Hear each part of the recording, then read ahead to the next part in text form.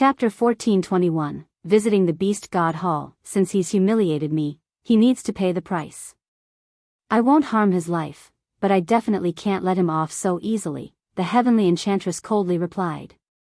Her white hand struck her zither, and the zither immediately shot toward Jian Chen with a powerful pulse of energy. As the zither shot out, it smashed through space, forming a pitch-black crack along its trajectory, which hung there like a black line.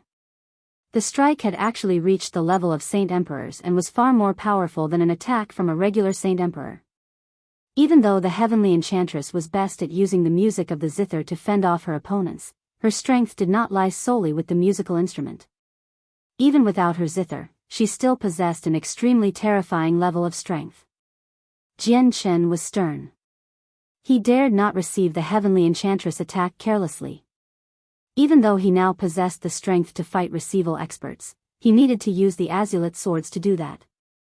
Without the swords, his strength would suffer. However, Jian Chen clearly did no need to use his swords against the zither that flew toward him. A gleam of light flickered through Jian Chen's eyes and chaotic force circulated within him. At the same time, a layer of dazzling white light condensed from the surroundings, enveloping him completely. Jian Chen was going to use the protection of the light from the way of the sword to handle an attack from the heavenly enchantress to avoid using the two swords. When Jian Chen had completed his preparations, the zither arrived with tremendous energy. Jian Chen struck out with his right palm, which collided with the zither. Bang! The two collided and immediately erupted with a heavy sound. The two of them possessed great control over their power, so they prevented energy from shooting out and destroying the mountain, but the ground still cracked as the entire mountain shook gently. The toughness of the heavenly enchantress zither was just shocking. Jian Chen felt like his hand had struck extremely tough steel. The great force numbed his entire right hand and also made him retreat uncontrollably. The zither came to a halt, having been stopped by Jian Chen. However, it did not return to the heavenly enchantress and instead remained in the air. At this moment, Jian Chen caught the smell of a certain fragrance. The heavenly enchantress had appeared before Nubis with a purple flash, striking his chest with a gentle palm. Her true intentions were only to teach Nubis a lesson. She had attacked Jian Chen with her zither only to keep him busy. Nubis' soul had still yet to recover from the zither music. He stood there in a daze. His mind was still in a mess. As a result, he did not put up any defenses to protect himself from the heavenly enchantress' palm strike. Being struck, his entire body was thrown far away, only falling out of the air several hundred meters away. He then rolled off a cliff, suffering a horrible outcome. Jian Chen gently sighed as he watched Nubis roll down the mountain. He was filled with a sense of helplessness. Nubis could offend anyone he wanted except her, yet he just had to choose the heavenly enchantress, whose strength Jian Chen did not know, to offend. Nubis was just making trouble for himself. Jian Chen did not go and help Nubis. He allowed him to roll down the mountain, crashing into rocks and rolling through bushes. With his body as a Class 9 magical beast, the collisions would not be able to harm him at all. It would just reduce him to a complete mess and hurt his pride as a Saint Emperor. However, Jian Chen became shocked by the strength that the heavenly enchantress had displayed. He believed that this was not all she had. The heavenly enchantress left, carrying her zither with a sunken face and leaving Jian Chen standing where he was. Nubis returned to his senses at the bottom of the mountain. He only suffered scratches, but his confidence had been shattered. He stood there in dejection as fear flooded the depths of his eyes. He had even made up his mind about death as he gazed at the line of flat bushes where he rolled down the mountain. She's a demoness I say.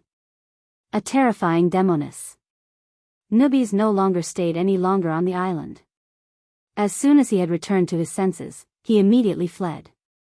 At the same time, he said to Jian Chen through a communication technique, "Brother, I'll be leaving first.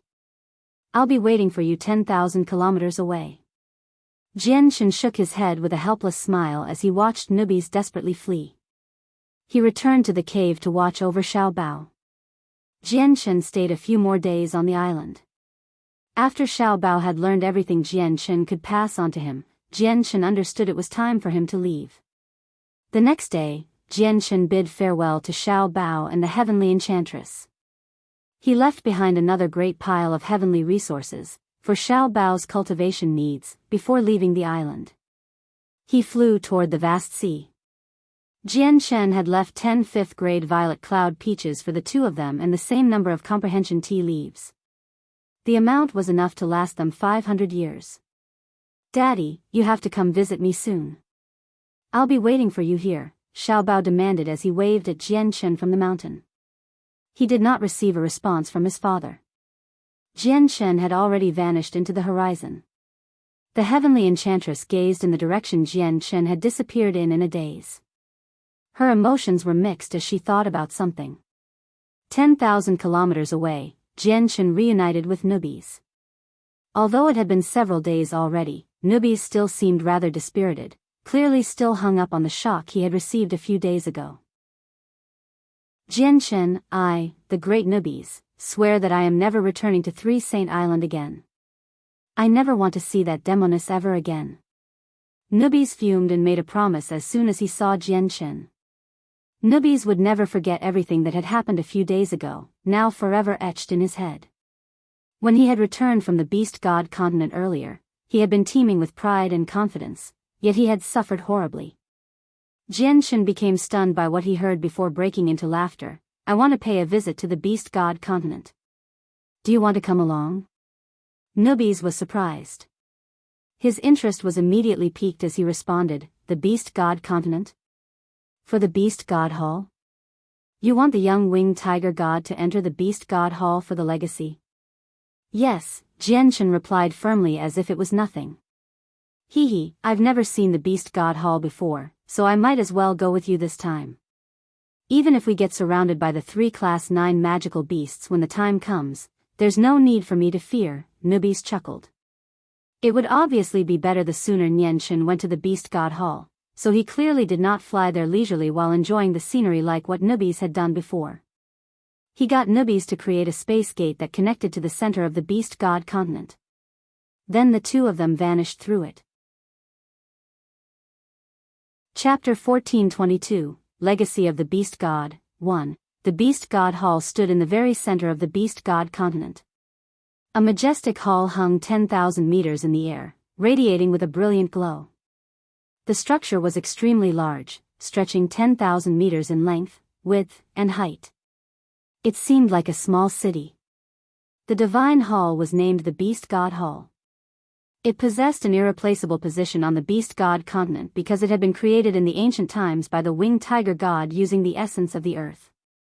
It had become a holy land for all the magical beasts on the Beast God continent as well as the place where the experts of the continent cultivated. The Divine Hall possessed 99 floors. Each floor was 100 meters tall with a huge area.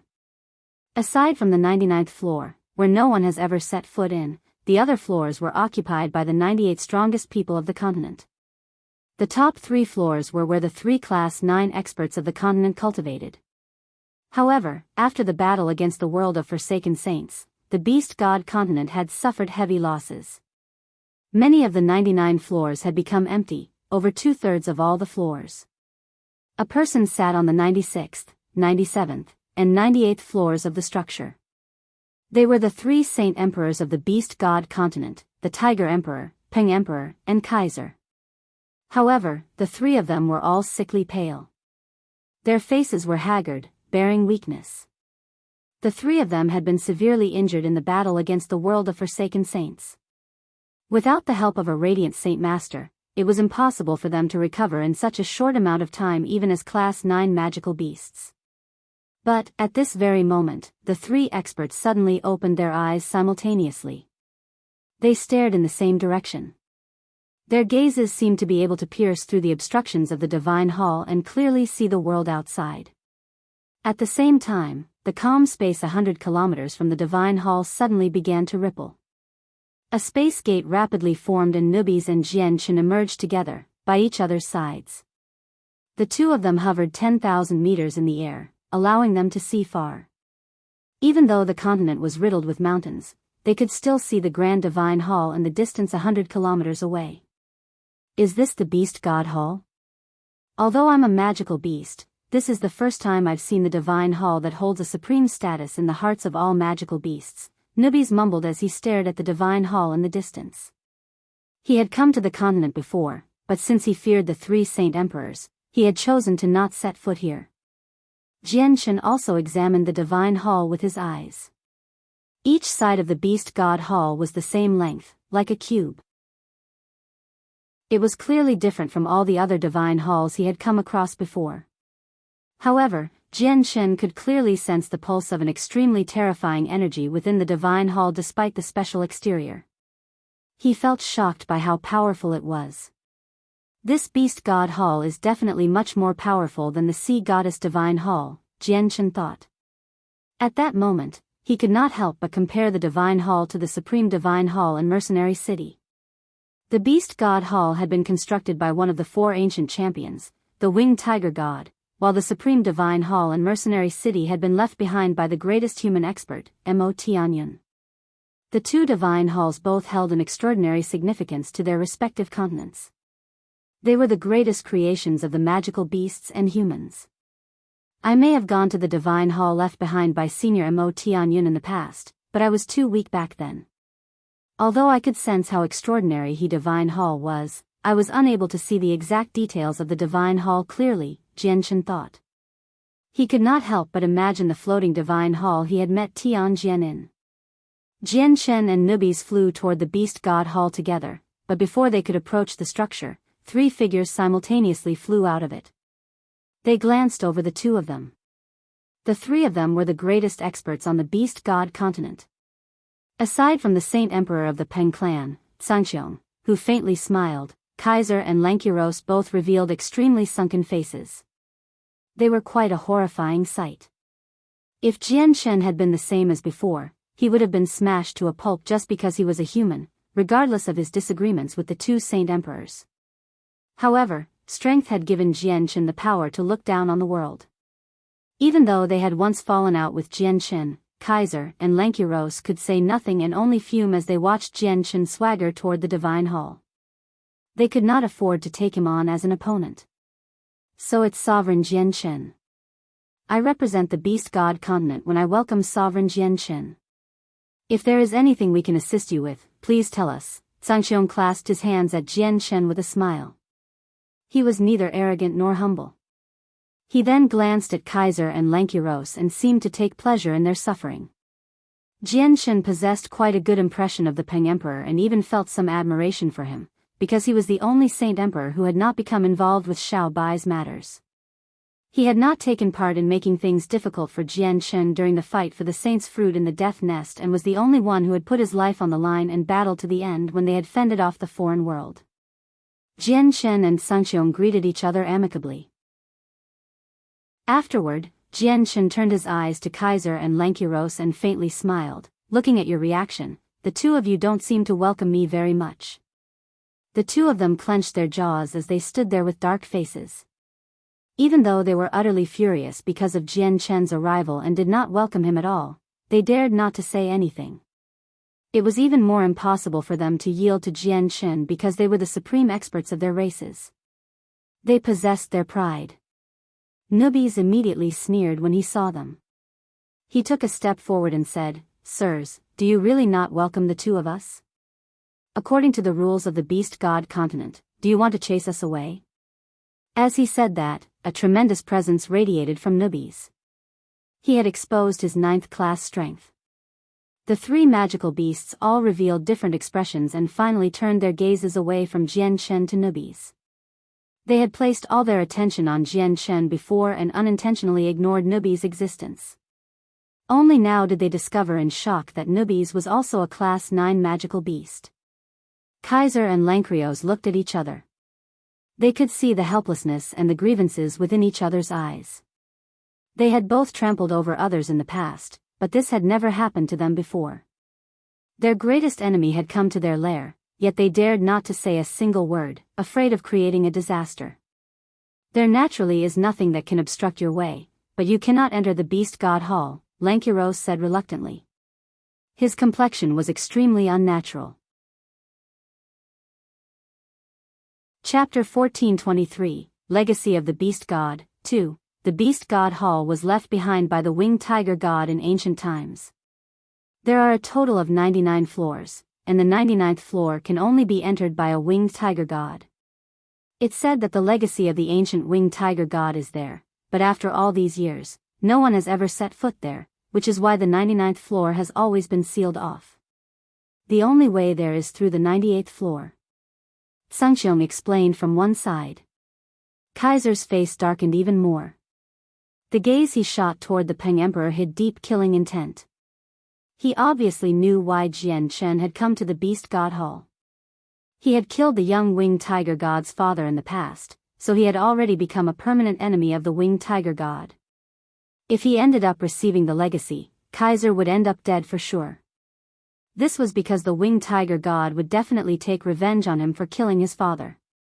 I thank Senior for the explanation. Jian Chen clasped his hands at Sangxiong before making his way to the Divine Hall. Stop. As a human, you cannot set foot in the Supreme Beast God Hall.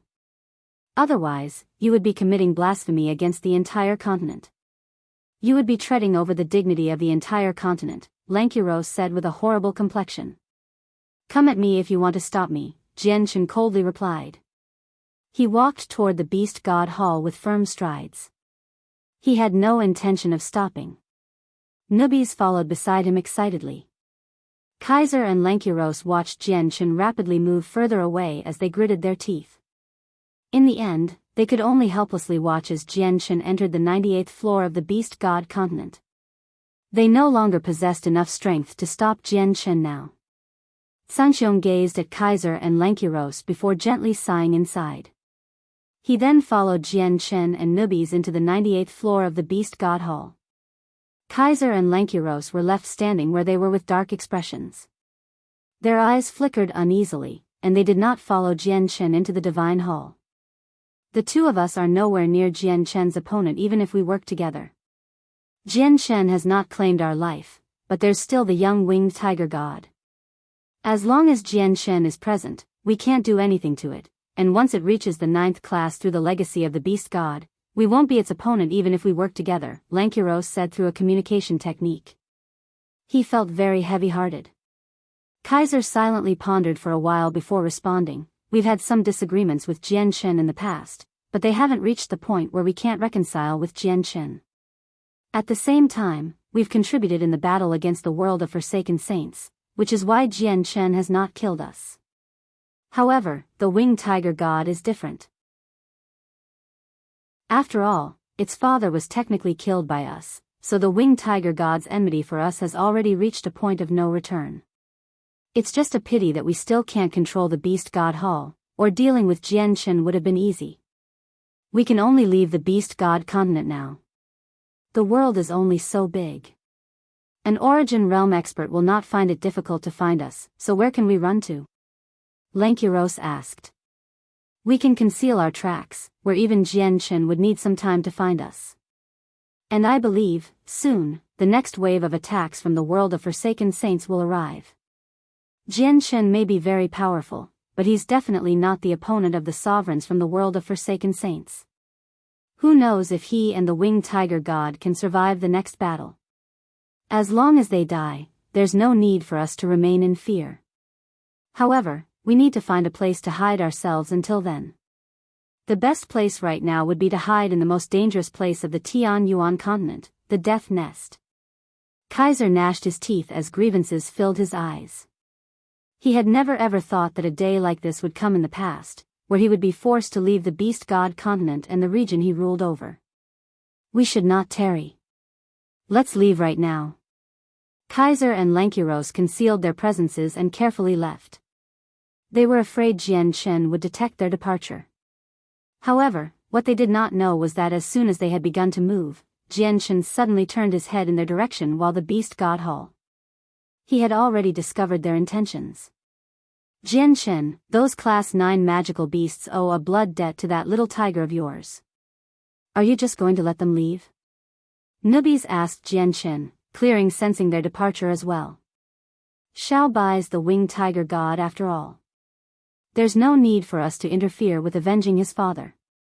Once Xiao Bai truly matures, he'll need to take revenge personally and kill his enemies, Jian said in a deep voice. He was not afraid of Kaiser and Lankyros disappearing. This world was not particularly vast to Origin Realm experts. Since they've already left, that would be equivalent to abandoning their positions in the Beast God Hall. The 96th and 98th floors are now without owners. Jian, there's still some wealth that they've left behind. It all belongs to you now, Sangxiong said. He was amazed. Back then, Kaiser and Lankyros had led the experts of the continent to attack the Tian Yuan continent. Jian was forced to leave his home and seek refuge in the Sea Realm in the end. Yet now, Jian had forced Kaiser and Lankyros into abandoning their positions on the Beast God continent to flee. This really was karma. There's no hurry. Let's get Xiao Bai to enter the 99th floor for the legacy first. We can search through the items they've left behind afterward, Jian said as he leisurely made his way through the 98th floor. He was amazed because the energy of the world on that floor was extremely dense. It seemed to be 100 times denser than the energy outside, even denser than the miniature worlds of the Protector clans. No wonder the Beast God continent had 3 Saint Emperors while the humans only had 1, who had only managed to break through by coming up with a cultivation path himself. Looks like all the mysteries are explained here. If you cultivate for long periods of time in the Beast God Hall, the rate at which you can cultivate is incomparable to the outside world, Jian thought. Sangxiong led the way for Jian as they made their way to the entrance of the 99th floor. Although Sangxiong had always stayed on the 97th floor, he had a rough understanding of the layout of every floor, which was why he was familiar with the 98th floor. Jian passed through many corridors under Sangxiong's lead before finally arriving at the entrance to the top floor. The entrance was not a flight of stairs, but an extremely complicated teleportation formation. Chapter 1424, Legacy of the Beast God, 3, The teleportation formation was extremely large. It was 50 meters wide and had been carved into the ground. It seemed extremely mysterious. Even though it had not been activated, it seemed like it was constantly spinning. If someone placed their attention on it, they would feel a sudden force from the formation tug at their soul, as if they were about to be sucked into the formation. Jian examined the formation for some time and gradually became stern. He had seen teleportation formations before and had even obtained one from the Divine Hall of the Underworld sect. However, all the teleportation formations he had seen in the past were not as mysterious as the one in the Beast God Hall. Even Jian felt dizzy if he stared at the formation for too long. He felt extremely shocked by this fact. After all, his soul was far more powerful than it had ever been in the past, yet it was not strong enough to discover the mysteries of the teleportation formation. This could only mean that the quality of the teleportation formation was unbelievable. Looks like this is the teleportation formation leading to the 99th floor. I've only learned about the existence of this formation from some ancient records. This is my first time seeing it as well. Sangxiong stared at the formation before him in interest, before sighing emotionally. The records say that there is a supreme killing formation hidden within the teleportation formation, which will kill any person who tries to touch or destroy it, no matter how powerful they are. Even if they've reached the apex in this world, they won't be able to withstand a single attack from the formation, dying in an instant. The killing formation will activate as soon as the teleportation formation is activated. Only the winged tiger god can survive the killing formation, Sangxiong continued. The gaze he used to look at the formation with contained some surprise and doubt.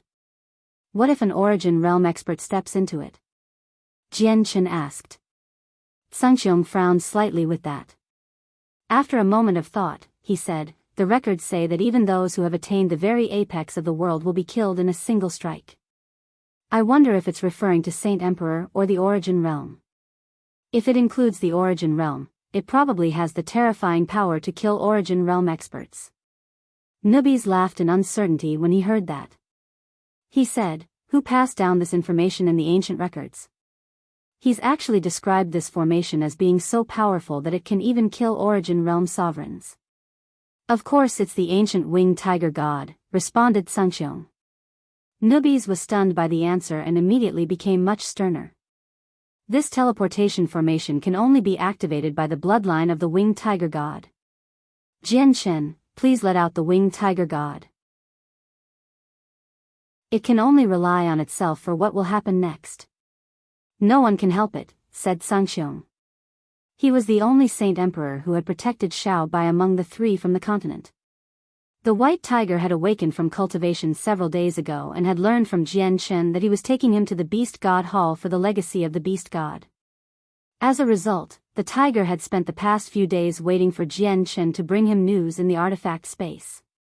Jian Chen immediately contacted the artifact spirit in order to let out Xiaobai. Jian Chen had gotten him to stay within the artifact space because he wanted to prevent any schemes that Kaiser may have planned in the Beast God Hall from occurring. With a flash of golden light, the white tiger appeared within the Beast God Hall. It could control its size as it wished, so it was only a meter-long tiger right now. It was covered with snow-white fur that let out a hazy, white glow. Powerful pulses of energy could be clearly sensed from every strand of its fur, as if any single hair on its body could easily be used as a weapon. Its two wings were tightly furled on its back. They were covered with a simple patterning, appearing extremely ordinary yet also seemingly hiding deep mysteries of the world within them. This time, Rum Guinness, who had remained in seclusion for many years in the artifact space, emerged as well. Over the past few years, her strength had undergone an overwhelming change as well. She had only been a Class 7 magical beast in the past, but she had reached the 8th class now and was at the 7th heavenly layer. Rum Guinness' strength could increase so much in such short time obviously because of the comprehension tea and a violet cloud peach. Sangxiong obviously recognized the mother of the winged tiger god. He nodded his head at her amicably before turning his attention away from her. His gaze became fixated on the winged tiger god. We magical beasts can assume a human form as soon as we reach the 7th class. Some unique species don't even need to reach the 7th class to assume a human form. I never thought that the winged tiger god would still be in a beast form despite reaching the 8th class now. The records say that the ancient winged tiger god always appeared before its people in its beast form. Does that mean that the winged tiger god can never assume a human form? Sangxiong murmured to himself. A sliver of doubt and confusion appeared in his eyes. The white tiger gazed at the teleportation formation ahead before looking at Jian Chen and Rum Guinness. Its gaze was filled with reliance and closeness. It did not enter the teleportation formation immediately. Jian Chen rubbed the white tiger's furry head out of habit and his gaze became gentle. He said softly, "Xiaobai, this is a fortuitous encounter that belongs to you. It will all be up to you, so get through the upcoming journey. We cannot give you any support at all. Go and accept the legacy that belongs to you. You will have to take revenge for the death of your father yourself. Child, your father is looking over you from heaven. You must not disappoint your father. You have to obtain the legacy of the great beast god." Rum Guinness' eyes were brimming with tears as she emotionally added encouragement. The white tiger's gaze immediately became determined when it saw the tears pool in its mother's eyes. It let out a deep growl, turned around, and walked toward the teleportation formation. The formation had been activated by a drop of the white tiger's blood. It immediately began to shine with a dazzling white light, enveloping the white tiger. At the same time, the killing formation hidden within it appeared. It separated the space of the formation from the outside world and a terrifying glow of death descended. The glow enveloped the entire space of the formation. Jian Chen's face abruptly changed when the glow of death appeared. The light made him feel like the world was ending. At that moment, he even felt that if the light made it outside, it was enough to annihilate the entire world or cleave the entire universe into two. It seemed like the entire world and universe could not withstand a single attack from the light. Chapter 1425, Legacy of the Beast God, 4. At that moment, Jian Chen could not help but recall the Spirit King. If he compared the Spirit King to the glow of death, the outcome would have shocked Jian Chen because the Spirit King would not have been able to endure it at all. He would have been completely annihilated by the light in the end. The war god Ergens once said that the winged tiger god had surpassed the limitations of a lifespan and is able to live as long as the world exists. That's a representation of godhood. Is he at godhood? Jian Chen asked himself. He was greatly astounded by the terrifying light. He finally believed that the ancient records did not exaggerate anything at all. As soon as something that was not another winged tiger god had activated the formation, they would have been annihilated, even if they had reached the apex of the world in this world. This apex was not referring to Peak Saint Emperor but the origin realm. Sangxiong and Nubis also revealed drastically different expressions as well. They could obviously sense how terrifying the killing formation was. Just tiniest bit of presence that had managed to leak out made them shiver inside.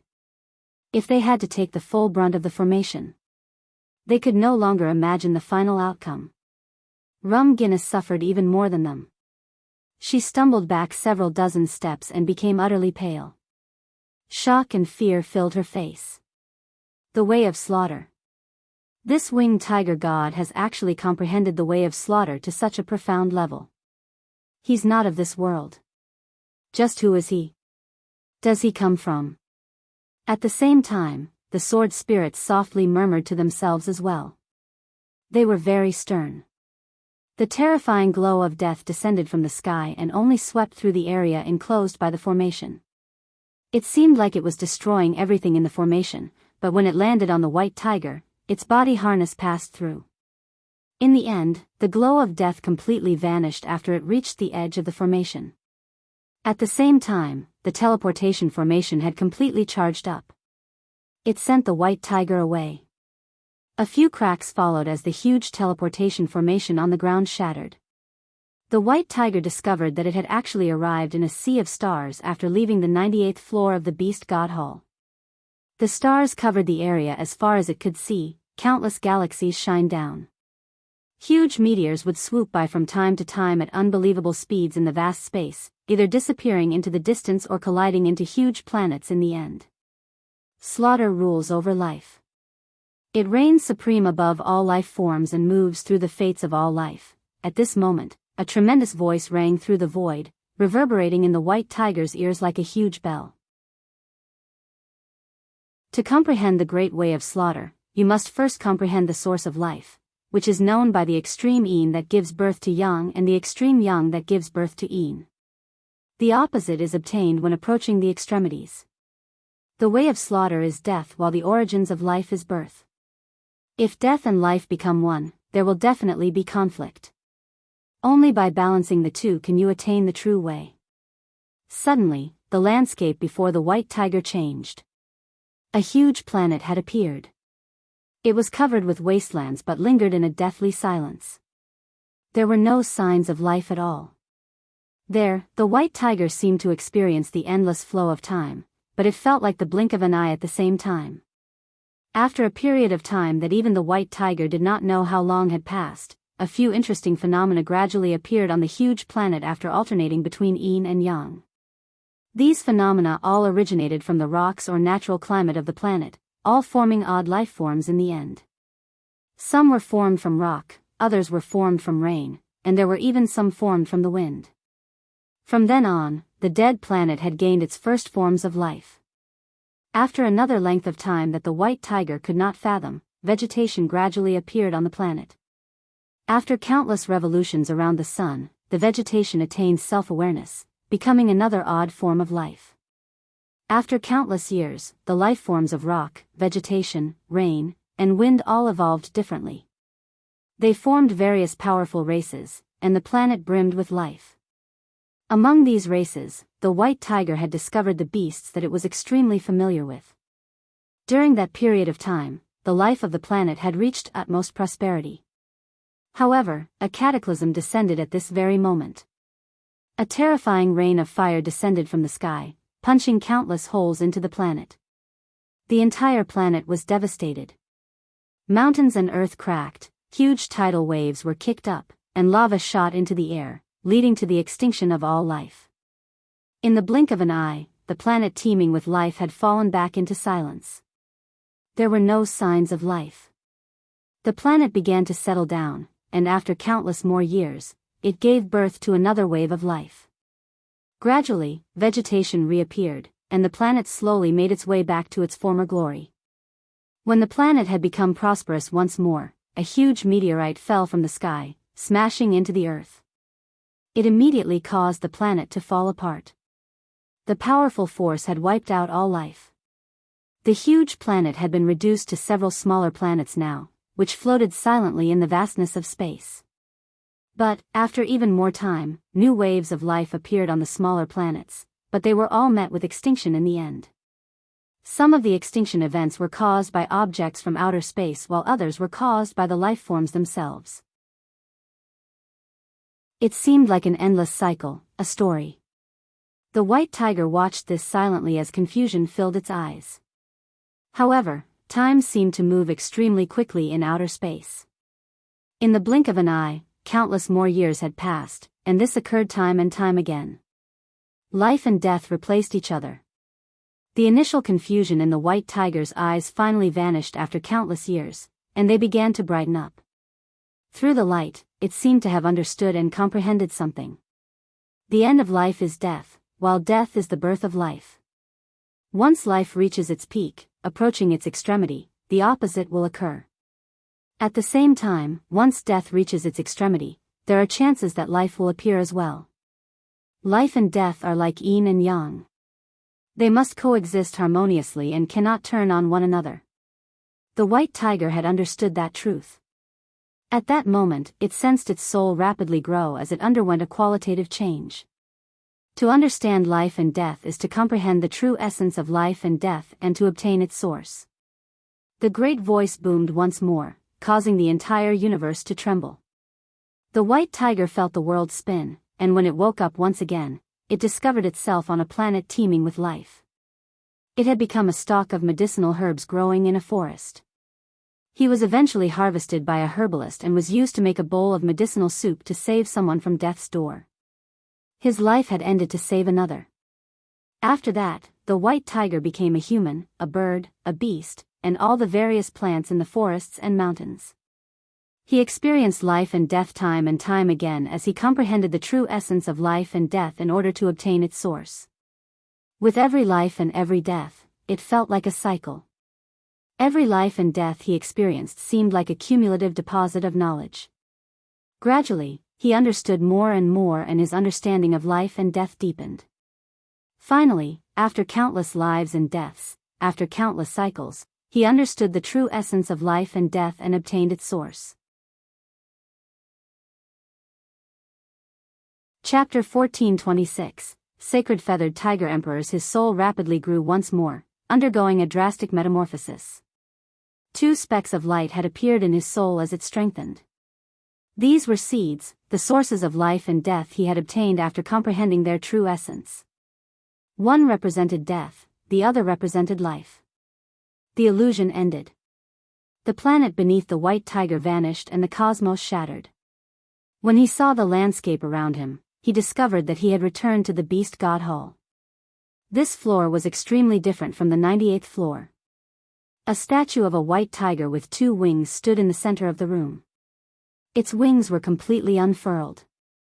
They seemed to be able to blot out the sky and rip through worlds. 100-meter-tall platform stood at the end of the floor. The platform only possessed a single throne. There was nothing else on the floor aside from the statue, platform, and throne. The second Sacredfeathered Tiger Emperor, you have finally come. I have waited for this day for a very long time. At this moment, a voice filled with vigor rang out. Beside the white tiger, a man in white clothes hovered a meter from the ground. He shone with a gentle, white light, obscuring his appearance. The white tiger let out a deep growl as he observed the man in interest. However, he sensed an extremely close presence radiating from the man. Correct, I am that winged tiger god that appeared in ancient times. However, the winged tiger god is only a name given to us by others. Our true identities are Sacredfeathered Tiger Emperors, also known as White Tiger Emperors. Sacredfeathered Tiger Emperors are given birth to by the world. Our lives are bestowed to us by the world, but unlike natural spirits, we are born from the various organisms in the world. Sacredfeathered Tiger Emperors are true rulers. We possess the greatest bloodlines in the world, and it's rare for even a single one to appear in 10 million years. We possess potential that has been bestowed on us by the world, directly comparable to the ancestral dragons. We are existences that can become grand exalts. I was the first sacred-feathered tiger emperor to be born in the past 8 million years. My home is not here but an extremely distant place. I love my home very much, but I had to leave my beloved home in the end. Back when I had come to this world for the first time, my soul fused with the world and resonated with it during one of my comprehensions. I witnessed the source of the world for the first time, which forecasted that a second sacred-feathered tiger emperor would be born here within 1 million years. I left my legacy here to provide assistance to the future clansmen. The sacred-feathered tiger emperor is unquestionably the emperor of white tigers. It's rare for them to appear within even 10 million years, yet a second one was going to appear in another million year. It has disproven the past, representing the descent of an unprecedented age of prosperity. The man in white clothes slowly made his way to the white tiger before gently rubbing his head. He continued, "This is a clone that I left behind with a fragment of my soul. It has existed since ancient times, so it cannot last much longer and will disperse soon. You will properly comprehend the way of slaughter here, second sacred-feathered tiger emperor. Only when you have truly mastered the basics can you leave. We will meet again." The white tiger looked at the man and produced a deep roar. Determination filled its eyes. This world has already been sealed, preventing anyone from reaching the origin realm. However, it cannot seal natural spirits of the world, nor can it seal the powerful bloodline of sacred-feathered tiger emperors, so nothing can obstruct you from reaching the origin realm. Once you become powerful enough, go to the higher world with your companions. You can learn about that place from your friend. Grow well, second sacred-feathered tiger emperor. We may possess a powerful bloodline that directly rivals the ancestral dragons, giving us the possibility to become great exalts, but we have been born in a prosperous age. Powerful experts will definitely stand in great numbers in the future, so we must stand hand in hand and kill our way back to our home together. I am about to disperse. Proceed to the throne and accept the legacy." As he uttered the final sentence, the man turned into countless specks of light and dispersed. In the blink of an eye, the 99th floor of the Beast God Hall fell silent. The white tiger stared in the direction the man had stood in a daze. Only after quite a while did he finally turn his eyes to the throne up ahead. He then began to slowly make his way over. As soon as he leaped onto the throne, the entire Beast God Hall violently trembled.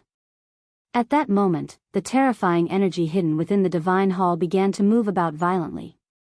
It gathered from all directions, surging toward the mysterious 99th floor. The white tiger's body violently jerked before he closed his eyes and collapsed on the throne. He entered a deep state of cultivation. All the energy that had gathered on the floor poured into the throne. The brutal, terrifying energy, filled with the presence of death, became gentle after it was funneled through the throne. It allowed the white tiger's strength to grow at an unbelievable rate. At the same time, the white tiger's consciousness had drifted off into another world. There, he began to comprehend the way of slaughter left behind by the other winged tiger god. In his soul, the two specks of light, which represented the sources of life and death, flickered. They gradually swelled as the white tiger comprehended the way of slaughter. The movements of the Divine Hall alerted all the magical beasts cultivating there. The energy within the Divine Hall wildly churned, forming a terrifying pressure. Even the Class 8 magical beasts found it difficult to endure, and some of the ones still injured from the battle against the world of Forsaken Saints vomited blood. Their wounds deepened. What's happening? Why is there such a terrifying pressure in the Beast God Hall? The energy in the Divine Hall is unstable. Something's happened. Something abnormal has happened to the Divine Hall. Oh no, the pressure is rapidly strengthening. At this rate, we'll be injured by the pressure sooner or later. We need to leave immediately. At that moment, all the powerful magical beasts cultivating in the Beast God Hall revealed drastically different expressions. They flew out of the hall, shocked and confused. They hovered in the sky outside as they stared at the huge Divine Hall. Everyone, please do not panic. The great beast god has returned and has entered the mysterious 99th floor for its legacy. The abnormality of the Divine Hall is due to his return. An ancient but energetic voice boomed from the sky. Sangxiong, Jianshen, Rum Guinness, and Newbies had all left the 98th floor as well. They currently hovered outside and looked down on everyone. Chapter 1427, Done for the Class 8 magical beasts that had emerged from the Divine Hall all looked up when they heard a voice. When they gazed at Sangxiong, their eyes were filled with respect. This was the respect directed at a Class 9 expert. However, when they heard that the great winged tiger god had entered the 99th floor of the Beast God Hall to accept his legacy, their emotions leaked onto their faces. The winged tiger god was the god of the magical beasts. He had left behind a permanent influence in ancient times. However, this influence had weakened with the passage of time, which was why very few magical beasts still treated the winged tiger god as a god. Two of their rulers had even become interested in replacing the winged tiger god. However, the world currently faced the threat of the world of forsaken saints. They had all personally witnessed the power of the foreign world. The foreign world was impossible to stop without origin realm experts. The war god of the 100 races had already returned, the humans had Jianshen, and the sea realm had the sea goddess. 3 of the 4 great races in this world possessed origin realm experts. Only the magical beasts were lacking an expert. The magical beasts, which were originally stronger than the 100 races and humans, became the weakest race in a single stroke. As a result, all the magical beasts were extraordinarily moved by the return of the winged tiger god in their time of need. A part of them did not become emotional because the winged tiger god was the ancient beast god, but because its existence allowed them to maintain their former position among the 4 races. Very few people still worship the winged tiger god as a god. Sangxiong's voice rang out once more. Today, I will be announcing a significant matter. 2 of the 3 rulers of our beast god continent, Kaiser and the Tiger Emperor, have attempted to harm the great beast god in the past and have now fled because of their crimes. They have left the Beast God Hall. From today on, they are no longer a part of us. I declare that the Tiger Emperor Lankiros and Kaiser are now wanted people. Once their tracks have been found, you must report them. What Sangxiong said immediately caused quite a large commotion. The Beast God continent had been split into 3 territories. Kaiser, the Tiger Emperor, and Sangxiong all governed one of the territories, as they were the most powerful existences on the continent. Yet now, Sangxiong had actually issued a warrant for the arrest of the 2 other rulers, which immediately shocked everyone. However, no one dared to voice any objections. Right now, the disappearance of the 2 rulers had already explained some matters. At the same time, the winged tiger god had already begun to accept its legacy. They all understood that their loyalty no longer lay with the 3 rulers from before but with the great beast god. As a result, even the Class 8 magical beasts that had belonged to the Tiger Emperor and Kaiser remained silent due to this special situation.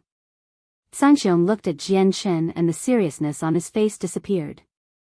He said to Jianshen with a smile, "Sovereign Jianshen, I am unsure when the winged tiger god will finish accepting its legacy. Why don't you stay at the Beast God Hall over the next few days? I'll be able to perform my duties as a host that way." Jianshen silently pondered the offer before rejecting Sangxiong's urgings to stay. He too had no idea when the white tiger would finish accepting its legacy. It was fine if it was only a few days, but he could not afford to wait if it took several years or even longer. He had a lot of matters to attend to. The white tiger was safe on the 99th floor. Jianshen returned to the Beast God Hall under Sangxiong's lead. He went through the floors where Kaiser and Lankiro stayed and found their treasuries. He took away everything that caught his eye. Jianshen found a large number of high-class monster cores in the 2 treasuries as well as a few ruler armaments and king armaments that they had collected. Jianshen even found a complete Saint-Tier battle skill tablet and 3 emperor armaments. The Saint-Tier battle skill and emperor's armaments all possessed a heavy, ancient presence. They were items from several tens of thousand years ago. The items were great treasures to humans, but they were of no great use to the magical beasts aside from keeping them in a collection. However, Jianshen failed to find anything that could catch his attention in the treasuries of the 2 Saint Emperors, to his disappointment. Jianshen and Nubis left the Beast God Hall together. However, Rum Guinness stayed behind. She insisted on waiting for her child to return. Jianshan rode the Ziying sword as he flew alongside Nubis at a slower speed. A gleam of cold light flickered in his eyes. He would stop and sweep the surroundings with his senses after flying a certain distance every time, as if he was looking for something. "What are you looking for?" Nubis asked out of interest. Back in the Sea Realm, one of the people who killed the Grand Elder of the Turtle Clan managed to escape. "He's called Li Fengxing and he belongs to the Beast God continent," said Jian Chen. He had come to the Beast God continent this time with two intentions in mind. One of them was to get the White Tiger to enter the Beast God Hall for its legacy, while the other was to look for Li Fengxing, who had managed to flee in the past. Jian Chen had never forgotten who had contributed to the Grand Elder of the Turtle Clan's death. He had been forbidden from setting foot on the Beast God continent in the past. Only now did he possess the strength that allowed him to step onto this foreign land without worrying about the three Saint Emperors. Jian Chen's senses could envelop an area of over 200,000 kilometers in a single instance, and that was not his limit. Even a single ant 100,000 kilometers away from him could not escape his senses. They could even reach deep into the ground, allowing him to find anything hidden deep below. The Beast God continent was vast, but it was not difficult for Jian Chen to find a person if he had made up his mind. All he needed was some time and energy. In the blink of an eye, Jian Chen had searched the Beast God continent for 3 days. In that time, he had basically looked over every inch of half the continent. Although he had not found any traces of Li Fengxing, he was not flustered at all. "In a few more days, I'll have searched every inch of this continent. As long as Li Fengxing is still here, he won't be able to escape my search. If he isn't, then I'll go to the Tianyuan continent and then the land inhabited by the 100 races. If I still can't find him, I'll search the entire world after my soul reaches the level of the origin realm," Jian Chen thought. He would never let Li Fengxing off the hook, unlike what he did with Kaiser and the Tiger Emperor. In the battle against the world of Forsaken Saints, the two of them had put in the effort even if it did not amount to much at all. As a result, he had settled his enmity with the two of them then and there. Jian Chen was not the only one who had wanted to kill the two of them after all. Even with Jian Chen out of the picture, they were still the White Tiger's enemies. Jian Chen's and Nubi's senses scoured the land. They arrived in a new region and Jian Chen's powerful senses swept out in an unstoppable fashion, enveloping over 200,000 kilometers. Jian Chen suddenly opened his eyes a few seconds later. A bright gleam of light immediately flashed through his eyes, and he shot off as a stream of light on the Ziying sword. Nubis followed close behind him. In an ancient forest rich with the energy of the world, a simple, wooden hut stood by itself on a huge, gray rock. It creaked in the gentle breeze, like an old man at death's door. It seemed to have almost collapsed in the wind. It was extremely shabby inside. There were no furniture, like in any other house. The hut was empty. There was nothing aside from a middle-aged, burly man who was seated in there. The man's eyes were closed as a tremendous presence leaked from his body. He was clearly cultivating. The extremely lively energy around his body began to calm down, and he gradually opened his eyes. The Beast God continent has suffered heavy losses from the battle against the world of Forsaken Saints. Many experts have died and the Beast God Hall has emptied out. It's said that cultivating is much easier within the Beast God Hall. It might have been difficult for me to take up a position in the Beast God Hall before, but it's different now, the middle-aged man murmured to himself. His eyes shone with eagerness and desire. However, the man seemed to think of something soon after. His face became extremely ugly in the blink of an eye, and he tightly clenched his fists. Deep fear seemed to appear in his eyes as he growled, "I may not have taken part in the battle against the foreign world, but I've heard from many people that a sovereign who surpassed Saint Emperor has appeared for the humans on the Tianyuan continent. I've fallen out with him back in the Sea Realm, so if he finds me, I'm done for. It's said that the human sovereign has close ties with the Winged Tiger God. If he accompanies the Winged Tiger God to the Beast God Hall, it'll be impossible for me to avoid him. With that being the case, I still can't go to the Beast God Hall. Whatever. Cultivating in the Beast God Hall really is attractive, but it's not as important as my life. I can't go to the Beast God Hall. It's better for me to cultivate here in peace. That human sovereign's busy with the matters of the foreign world, so he definitely won't have time for me. Plus, here's distant enough from here if he visits the Beast God Hall. Li Fengxing released his fist powerlessly. The eagerness he had displayed earlier had vanished from his eyes as well. As soon as he thought about how he had fallen out with the human sovereign, he felt like the end of the world had come, making him shiver inside.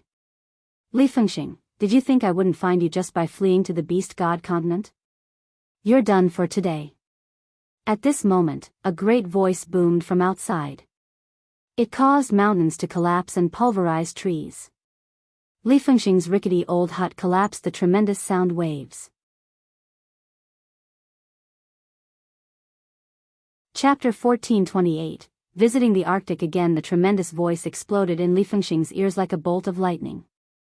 Not only was he deafened, but even his soul shook uncontrollably. The wooden hut had collapsed, burying Li Fengxing in its ruins. However, Li Fengxing remained seated like nothing had happened.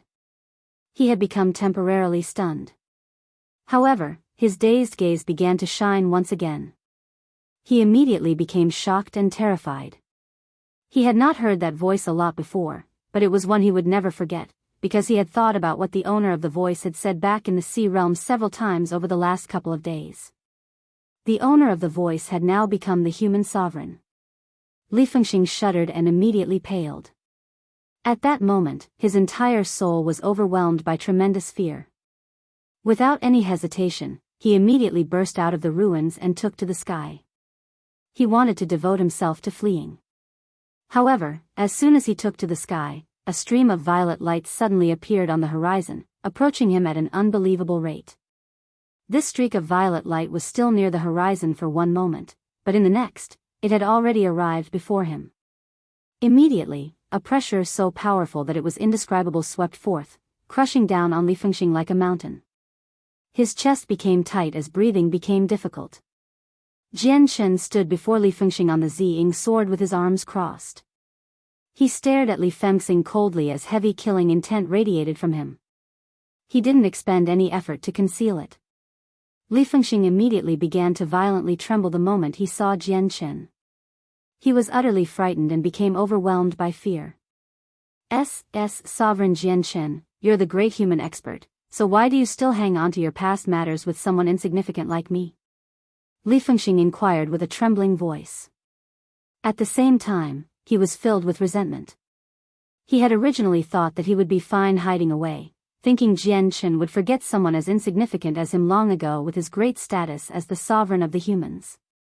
Never did he think that Jian Shen still remembered him even after attaining such a great status, and what he found unbelievable was that Jian Shen actually came to the Beast God continent in search of him. The Grand Elder of the Turtle Clan was slain by you. No matter who it is, whoever has taken part in the attack against the Grand Elder, I will never let them go, even if they flee to the ends of the earth. Li Fengxing, you should have made up your mind about what is going to happen today the moment you killed the Grand Elder. Jian Shen coldly informed him. No, Sovereign Jian Shen, you can't blame me. I was only acting under orders, Li Fengxing hurriedly replied. He felt like he was facing a death god as he stood before Jian Shen right now. He had completely given up the thought of fleeing before Jian Shen, because he knew any attempt was useless. It was impossible for him to avoid being hunted down by an Origin Realm sovereign. Jian Shen had already made up his mind. Of the people who had contributed to the Grand Elder of the Turtle Clan's death, he had killed everyone except for Li Fengxing. A powerful strand of sword chi flashed with white light and Li Fengxing was beheaded by Jian Shen.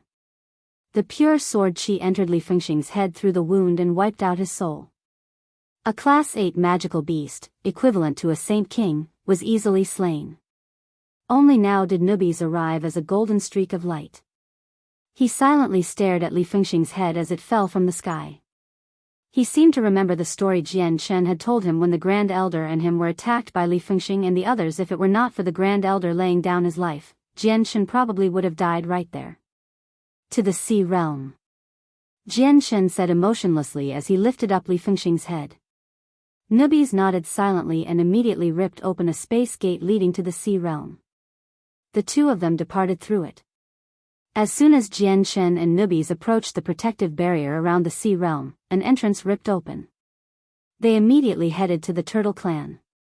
In the forbidden grounds of the Turtle Clan, Jian-Shen and Nubis did not alert anyone.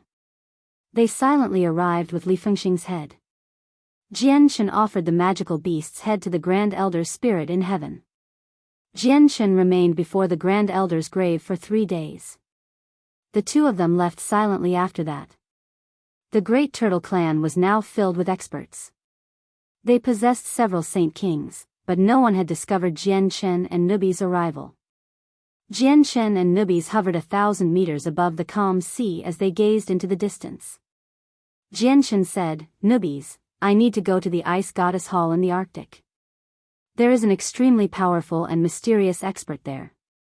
Before her, even I do not have control over my own life, so there's no need for you to come with me this time." Nubis was shocked inside and became stern. He said with a heavy voice, "There's some rough records regarding the Arctic Ice Goddess Hall in my inherited memories. It's said that they're a mysteries organization that has already existed for countless years. Even the 10 protector clans do not want to offend them. I never thought that there would be an origin realm expert hidden there." Nubis looked at Jian-Shen and said, "Jian-Shen, I probably won't be able to help you with this trip. I'll wait for you on the Tianyuan continent." Jian-Shen and Nubis separated. One of them headed to the Tianyuan continent while the other one made his way to the icy tundra in the north. When Jian-Shen's feet landed on the Arctic tundra once more, he could not help but sigh emotionally. This was the second time he had set foot on the tundra. He had been with Roy Jin, Hong Lian, and He Yu the first time, but he was all by himself now.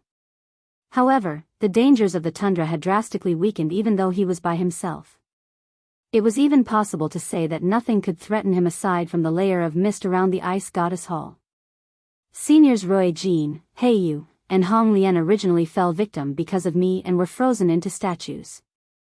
I will save the 3 of them no matter what today and let the 3 of them become Saint Emperors. It's also been far longer than a year since I promised my sister. It's just that I have been too busy and couldn't make time, which is why I didn't go when the promised time came. I wonder if she's mad." Jian-Shen did not fly on his sword. He instead made his way into the depths of the Arctic region on foot. Although he was moving on foot, he moved extremely quickly. He would leave behind a faint afterimage with every step as he appeared several kilometers away. It seemed like he was teleporting. Jian-Shen encountered waves of iciness several times along the way. The streams of coldness could freeze a Saint King into a statue in a single moment, but now, Jian-Shen could disperse them by extending a finger and shooting out a strand of sword qi. Very soon, Jian-Shen saw the statues of the Saint Emperors and Class 9 magical beasts that had been left behind long ago. He could clearly see a few piles of icy slush near the statues. These piles were the result of Jian-Shen's attempts to free the statues of the frozen Saint Emperors when he had first come across them. This time, Jian-Shen only glanced over the statues indifferently. He did not stop as he continued on, disappearing in a few flashes. A faint layer of white light flickered around him as he radiated with sword qi. He protected himself with the way of the sword. The icy streams of air would shatter as soon as they came into contact with the layer of light. The deeper he ventured into the tundra, the colder it became. Even Jian-Shen needed to take some measures to protect himself now. After advancing a few thousand kilometers, Jian-Shen finally saw the white mist that seemed to connect the sky with the ground. The white mist was completely formed from the terrifying presence of profound ice. It was extremely powerful. Even Hong Lian could not venture far into it with her full strength back then. She had almost been frozen into a statue. Chapter 1429, 10,000-Year-Old Icesouls, 1. Within the snow-white, sculpture-like ice goddess hall, the armored protector Shui sat on her bed of ice like a statue. She gradually opened her eyes before hesitating slightly. With a gentle wave of her hand, the space outside the ice goddess hall immediately began to distort. The ice goddess hall rapidly blurred in the distorted space, vanishing in the blink of an eye. The icy tundra remained the same as before, except the ice goddess hall that had stood there for countless years had vanished. I've already moved the ice goddess hall into a separate space, isolating it from the outside world. I hope Jian Chen's arrival will not disturb Her Majesty, Protector Shui murmured to herself in the ice goddess hall. A sliver of helplessness was present in her icy cold and emotionless eyes.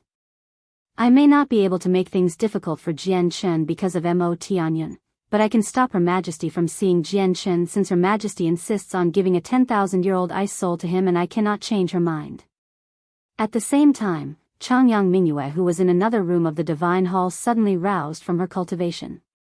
A sliver of doubt flickered through her eyes as she mumbled, "Weird. Why do I suddenly feel uneasy?" Changyang Mingyue pondered with a frown for a while and lost interest in cultivation. She stood up and made her way out of her room, headed to Protector Shui's side. She asked, "Protector Shui, it's been several years already, so why has my brother still not come? Has my brother come across some problems?" Protector Shui gradually opened her eyes and rather politely said, "Your Majesty, your brother is completely fine. He is currently busying himself with the matter of fending off the world of forsaken saints, which is why he has not come." Protector Shui was worried that Changyang Mingyue would think of going to the Tianyuan continent to help out Jian Shen again, so she added, "Your brother now has the power to face off against Origin Realm fighters. The foreign invasion is not enough to threaten him." In order to make Changyang Mingyue believe what she said, Protector Shui waved her hand and used an ability to condense a mirror of ice before her. It displayed the scene when Jian Chen had massacred the Saint Emperors from the foreign world with the Ziying sword. Changyang Mingyue could not help but smile happily when she saw how her brother was rampaging through the Saint Emperors in an unstoppable manner. She mumbled, "I never thought my brother was so strong. Your Majesty, there's still one more year before your profound ice body matures. At that time, you can leave the ice goddess hall and go where you want to go," said Protector Shui. Anticipation appeared in Changyang Mingyue's eyes. She mumbled, "There's still one more year. In a year's time, I can go to the Tianyuan continent to look for brother." "Father, Mother, it's been so long since I've spent time with you. I wonder if you're still fine. Over the next year, I must work hard on cultivation and let the profound ice body reach perfection as soon as possible. I'll go cultivate right now." Protector Shui watched Changyang Mingyue leave. The light in her eyes flickered uneasily as she thought, there's still one more year before Her Majesty's profound ice body reaches perfection. At that time, I'll embed all 3 ice souls into Her Majesty. That way, she cannot give them away. Jian Chen, I hope you do not disturb Her Majesty within the next year. Sigh, it's just a pity that I agreed to Mo Tianyun that I would not make things difficult for Jian Chen. Jian Chen did not recklessly charge into the screen of mist. He had personally witnessed how terrifying it was before. Even with his strength now and the azulate swords, he was not confident he could get through the mist. Jian Chen frowned. He had waited before the mist for a while and no changes had happened. He thought, last time I visited sister, she said that this entire tundra is under Protector Shui's control. As soon as I set foot here, Protector Shui will know about my arrival and send me over. Not only have I set foot in this tundra right, but I'm just a single layer of mist away from the ice goddess hall. It's impossible for Protector Shui to have not sensed me." Jian Chen's gaze gradually grew colder as he stared at the mist that blocked his way. He thought, this can only be explained by the fact that Protector Shui does not want me in and does not want me to see my sister. I've already arrived here today, so how can I leave so easily? Suddenly, Jian Chen's presence changed. He began to radiate a surging sword intent. At that moment, he seemed to have turned into a sword instead of an ordinary human. The terrifying sword intent seemed to shatter space and make the coldness around him collapse. Only the dense layer of mist before him remained unaffected. Jian Chen was enveloped by a bright white light, completely obscuring his body. When the white light came into contact with the tough sheet of ice beneath him, the ice crisply cracked. 2 dazzling lights, one violet and one azure, appeared in the white light. They surged into the sky as they transformed into the silhouettes of swords. Jian Chen's eyes shone brighter. He formed a seal with his hands, and the azulate swords on his back immediately shot out in a flash. The two of them began to spin like a whirlpool as they shot into the icy mist in front of him with a dazzling light. Jian Shen did not hold back at all with that attack. He erupted with the power of the Origin Realm. Wherever the swords passed by, the space violently trembled, showing signs of shattering. Invisible sword chi filled the surroundings, creating huge cracks in the tough ice on the ground. The icy tundra was the domain of Protector Shui, so the space was countless times tougher than the outside world. Jian Shen's strike was enough to obliterate a world and split the Tian Yuan continent into two. However, it did not even manage to cleave through the air in the icy tundra. The azulate swords shot into the icy mist as streaks of light. The mist immediately began to churn. When the mist came in contact with the sword chi from the azulate swords, it immediately emitted a hissing sound. The azulate swords shot several dozen meters into the mist in a single moment, leaving behind an open space behind them. However, the mist became more terrifying the deeper they went. After traveling 300 meters in, the light from the two swords were immediately suppressed and they lost their bright color. After traveling 360 meters in, the light on the swords was completely suppressed, pushing it back into the swords themselves. A thin layer of ice crystals rapidly formed on the swords.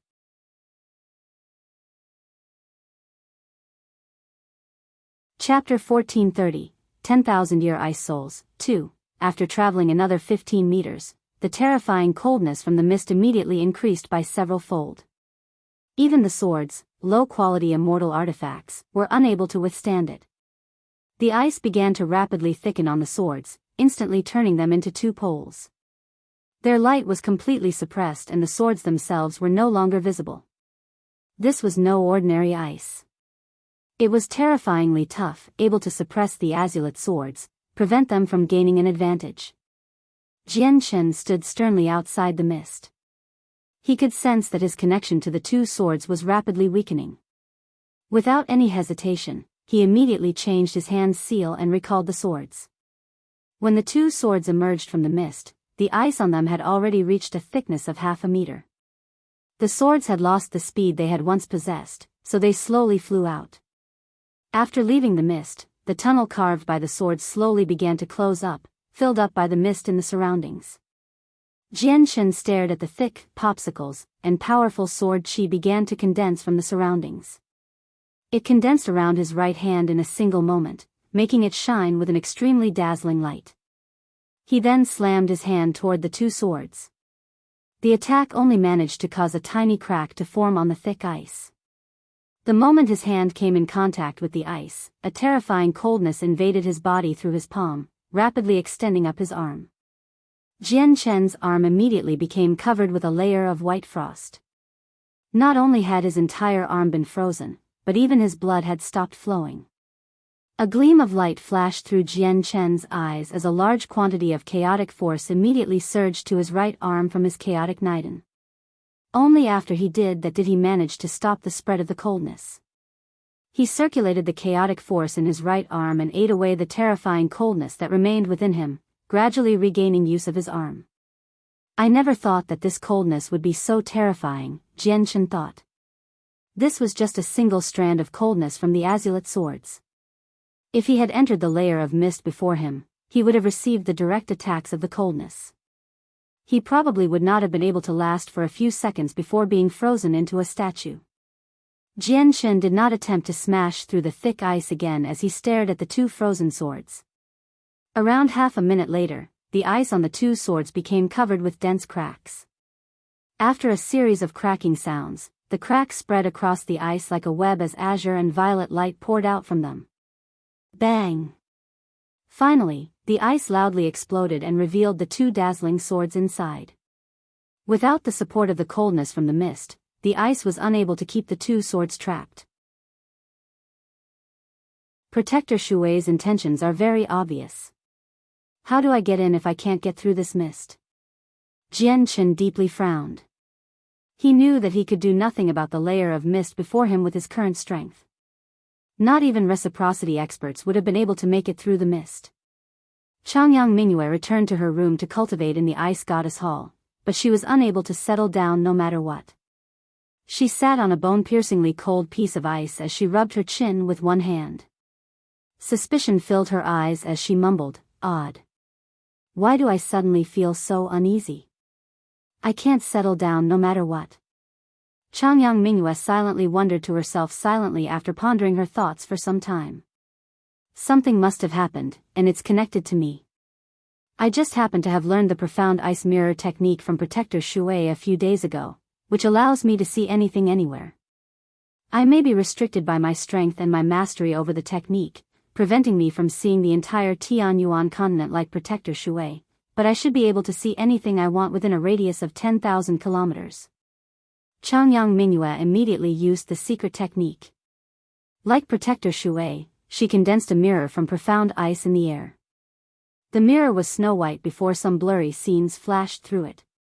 This was the first time Changyang Mingyue had used this secret technique, so she was not very good at controlling it yet. It took her several seconds before the mirror finally cleared up. Displayed was a world of snow and ice. It was the tundra in the Arctic. She could clearly see a corner of the entire Arctic. It was only a corner, but it was an expanse of almost 10,000 kilometers. Although the Ice Goddess Hall had been hidden away by Protector Shui, having disappeared from the tundra and seemingly entered another space, it was not enough to stop the technique from working. The profound ice mirror technique was extremely wondrous. Not only could the user of the technique gain a clear view of everything within 10,000 kilometers, but they could clearly sense all the presences in the area as well.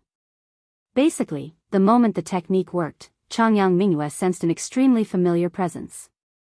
She immediately gathered her attention to look at it and became dazed. Surprise and joy filled her face as she uncontrollably exclaimed, "Brother, brother. I see my brother, Protector Shui, you've..." The next moment, Changyang Mingyue discovered that Jian Chen had been stopped by the layer of mist. Her snow-white face immediately became furious, and with a single flash, she vanished. She angrily ran to where Protector Shui stayed. At the same time, Protector Shui gently sighed on her bed.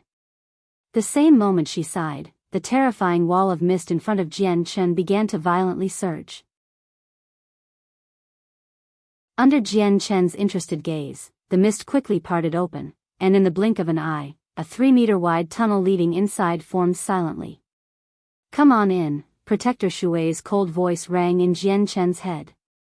He fell silent, before entering with the azulate swords on his back. As Jian Chen passed through the mist, Protector Shui returned the Ice Goddess Hall to where it was before. The exquisite, crystal-like divine hall stood there as if it had fused with the world. It gave off an ancient and desolate sense of grandeur. Jian Chen glanced over and his eyes immediately narrowed. He failed to find Rui Jin, Hong Lian, and He Yu where they had been frozen before. He looked around and did not find any traces of the three of them at all. Have they been moved to some other place by Protector Shui? Jian Chen thought. He had come to visit his sister as well as to save the three of them this time. "Brother." At this moment, a joyous voice rang out from the distance. Changyang Mingyue stood at the entrance of the divine hall as she gazed at Jian Chen. Her face was filled with joy and deep concern.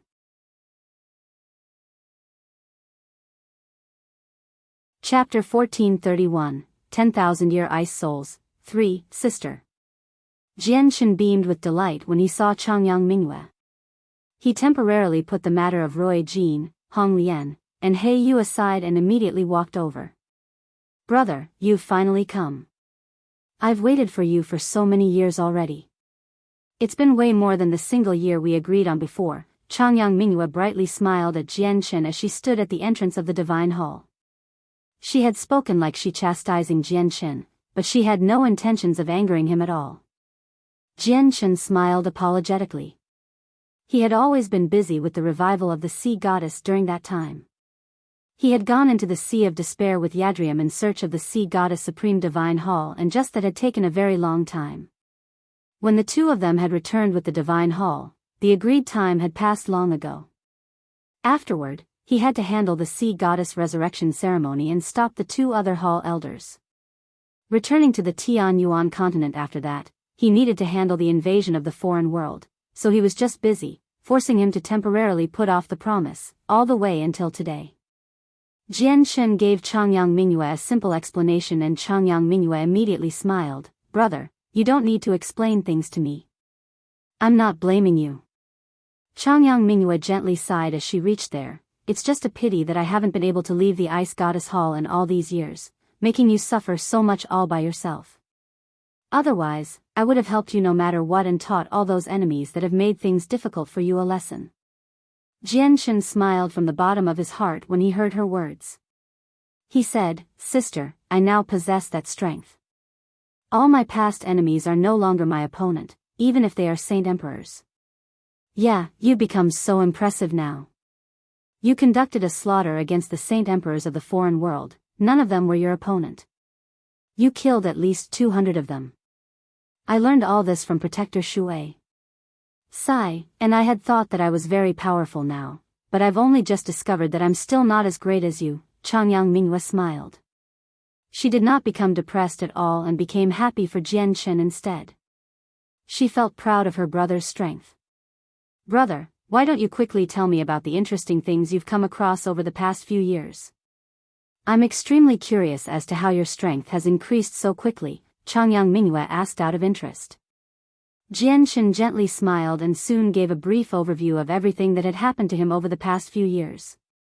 However, he described many events in a single sentence and did not go into detail, including the matter regarding the Xianhuang microcosm.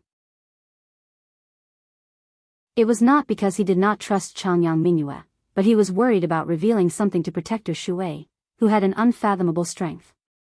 Jian Shen did not know how strong Protector Shui was even now, whether she was of the origin realm or at godhood. He believed that even his communication techniques would not be able to hide what he said from her ears. Sister, Seniors Roy Jin, Hong Lian, and Hei Yu who came with me a few years ago were sealed up here by Protector Shui. I am completely in debt to the three of them. It's even possible to say that I would not still be alive if it wasn't for the three of them. Please help me persuade Protector Shui to release the three seniors, said Jian Shen. He knew that he could only rely on his sister to save the three of them with his current strength. What? Something like that happened? This Protector Shui is going more and more overboard, even laying her hands on your saviors. Let's go. I'll take you to see Protector Shui right now. Changyang Mingyue was furious. She really cared about her brother. To her, his saviors were her saviors as well.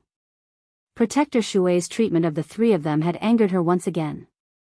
Changyang Mingyue immediately brought Jian Shen into the Ice Goddess Hall. As soon as he stepped into the Divine Hall, a bone-piercing chill appeared and caused Jian Shen to shiver uncontrollably. He immediately began to circulate the energy within him to resist it. This was the first time Jian Shen had entered the extremely mysterious Ice Goddess Hall, so he could not help but look around. He discovered that the interior of the Divine Hall was snow-white, completely constructed from ice crystals. It seemed just like a world of ice. Besides that, the mysterious Divine Hall was not really eye-catching. However, Jian Shen understood that behind the Divine Hall's ordinary appearance was something terrifying that he could not sense. He knew that it was not because the Divine Hall was ordinary, but it was because he was not strong enough and unable to see through it. Along the way, Jian Shen discovered a few other people cultivating within the Divine Hall. There were many saint rulers and saint kings and even quite a few heaven saint masters. They all worked as servants. All the people that Changyang Mingyue came across bowed politely toward her. They were extremely courteous. These people should all be from the Tianyuan continent. Jian Shen glanced at them casually and discovered that they were all human. Very soon, Jian Shen was brought before Protector Shui with Changyang Mingyue's guidance. Protector Shui remained seated on her bed in her silver-white armor the same as before, and she only stood up to bow to Changyang Mingyue the moment she saw her. However, before changing Mingyue could ask about anything, she said to Jian Shen, "The three of them were saved soon after you left. They are no longer on this tundra." Jian Shen became stunned and was overwhelmed by disbelief.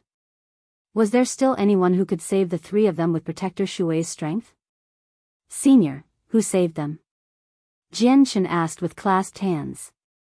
Mo Tianyun, Protector Shui responded coldly. What? Senior Mo Tianyun did? Is Senior Mo Tianyun still on the continent?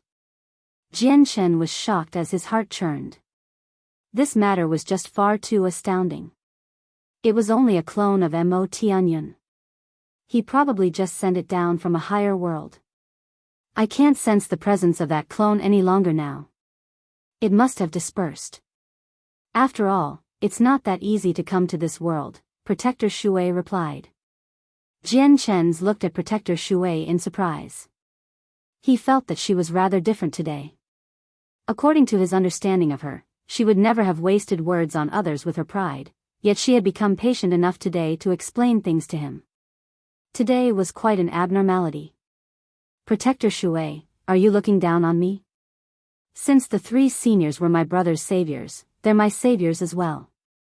You actually trapped my saviors here. You really are going more and more overboard. Changyang Mingyue stared at Protector Shui coldly. Protector Shui was powerful, but she was not afraid of her. This one understands. This one trapped them only because they possessed saint artifacts that did not belong to this world, Protector Shui politely responded. Let's just leave the matter at this since the seniors have already been freed, sister, Jian Chen quickly added, seeing how Changyang Mingyue was still furious. Protector Shui was a powerful expert after all.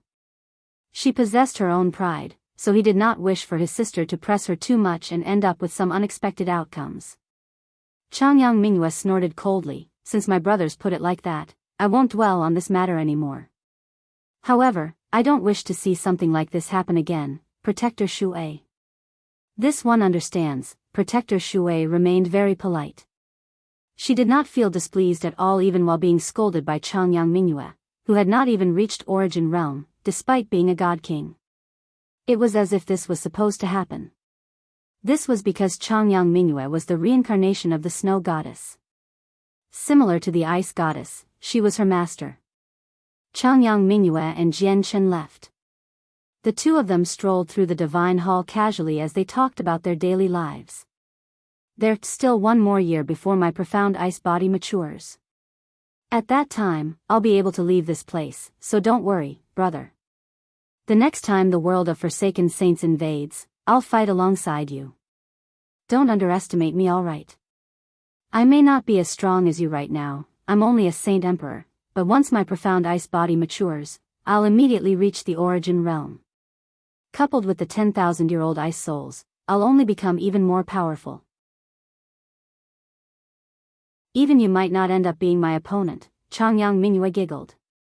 Afterward, she immediately pulled out a fist-sized piece of ice crystal with a flip of her hand.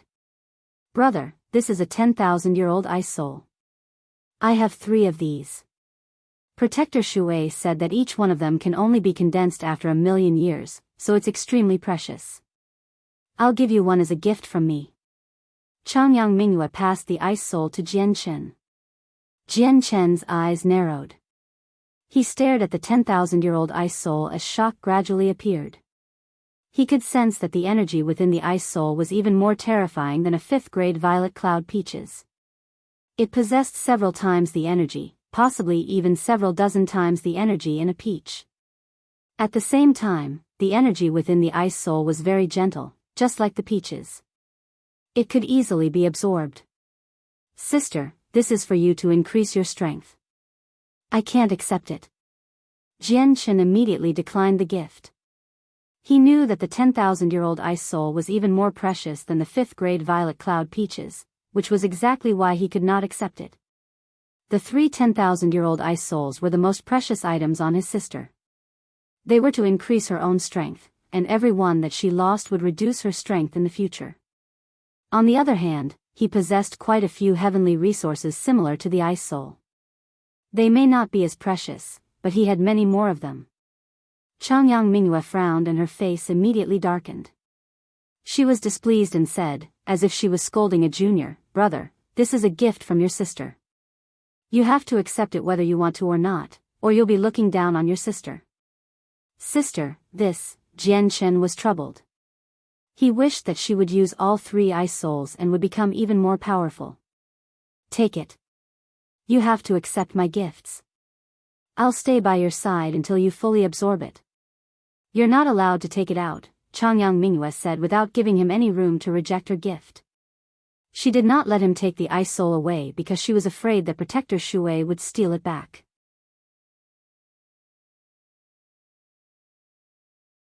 Chapter 1432, The 5th Layer of the Chaotic Body, 1. Finally, Jian Chen ran out of options. He could only accept the extremely precious 10,000-year-old ice soul. The extreme coldness within the ice soul had been removed, but it was unable to change its base properties. As a result, it still felt like ice to Jian Chen when he held it in his hand. However, he did not feel cold at all. Instead, he felt warm inside. He understood just how important the ice soul was to Changyang Mingyue. If it was used by her, the increase in strength she would gain would definitely be greater than if it was used on himself. After all, he practiced the chaotic body. The energy required to progress through each layer was incalculably large. However, Changyang Mingyue did not think about herself at all. She was willing to progress a little slower just to help him, which touched Jian Chen. Brother, come. I'll find a room for you and then I will personally watch over you so that you can absorb the entire ice soul. Changyang Mingyue pulled Jian Chen toward a room meant for cultivation.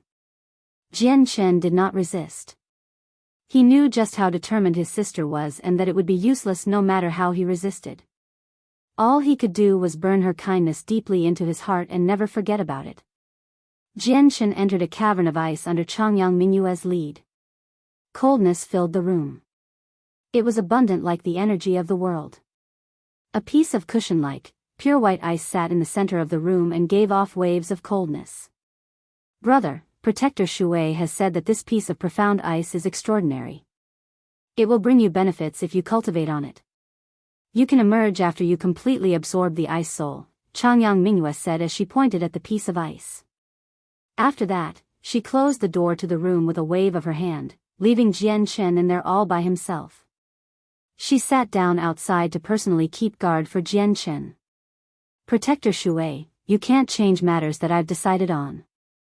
I know you're thinking about me and that you want me to become even stronger, but it's been tough on my brother in the years he spent outside. He may no longer be weaker than me now, but I know that he has risked his life to obtain his current powers. When he was suffering outside and being chased around the world by others, I did nothing as a sister. I was unable to help him, but I have the power now. I have to help him this time no matter what. This is my responsibility as a sister, Changyang Mingyue uttered inside as she sat outside the room with her eyes closed. Protector Shui, you won't be able to take the ice soul from my brother with me here. Even if the day that my profound ice body has to be delayed indefinitely, I will stay here until my brother emerges. The room filled with coldness was hazy. Jian Chen sat on the ice as he held the ice soul in his hand. He stared at the ice soul with mixed emotions. He was unable to settle down for the moment. At this moment, a cool feeling radiated from the ice below. It entered Jian Chen's body and moved about. The cool feeling clearly was not as simple as a strand of coldness.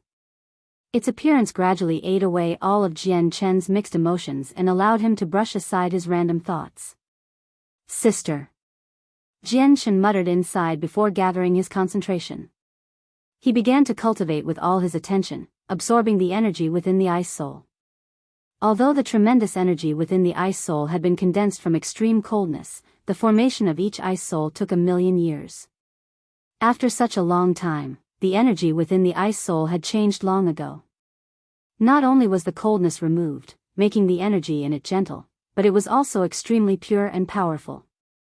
When the first strand of energy was absorbed by Jian Chen's body, the thin strand immediately began to rapidly expand like a balloon, becoming 100 times its size and completely filling Jian Chen's dantian.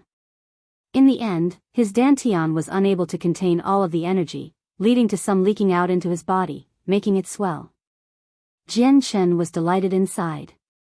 He had estimated the value of the ice soul before, but to his surprise, the ice soul had far exceeded any of his estimations.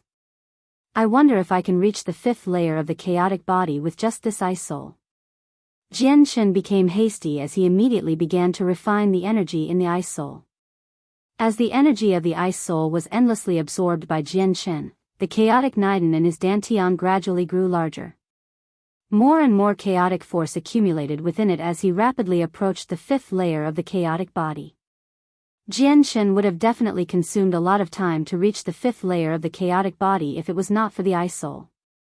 After all, the energy required to reach the 5th layer was just far too tremendous, far more than what he had needed to reach the 4th layer.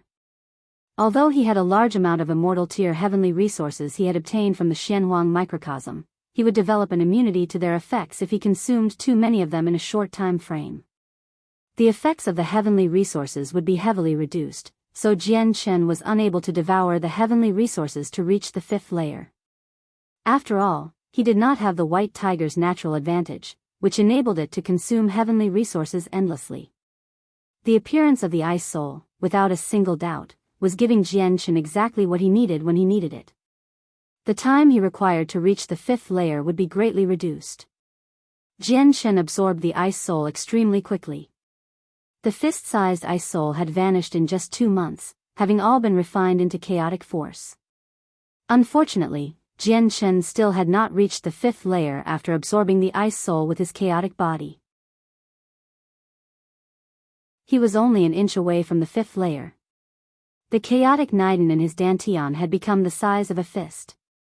He had reached the peak of the 4th layer, the limit of what he could achieve right now. If he could take one step further, he would immediately reach the 5th layer. Jian-Shen fell silent as he observed his chaotic Niden within him. He then clenched his teeth, and with a flip of his hand, he immediately took out an energy crystal from a Xianhuang beast.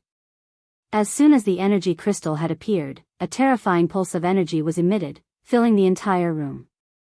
At the same time, Protector Shui, who sat on her bed in another area of the Divine Hall, sensed something. She slowly opened her eyes and glanced where Jian-Shen was cultivating. Her gaze was deep, as if she could directly see Jian-Shen beyond the various walls of ice in the room. However, Protector Shui retracted her gaze as if nothing had happened, slowly closing her eyes again. The Ice Goddess Hall is in danger right now. There are many things I don't care about and won't care about, but I hope that Jian-Shen really will behave how Mo Tianyun has described him in the future, where he will assist the Ice Goddess Hall in getting through this disaster, thought Protector Shui.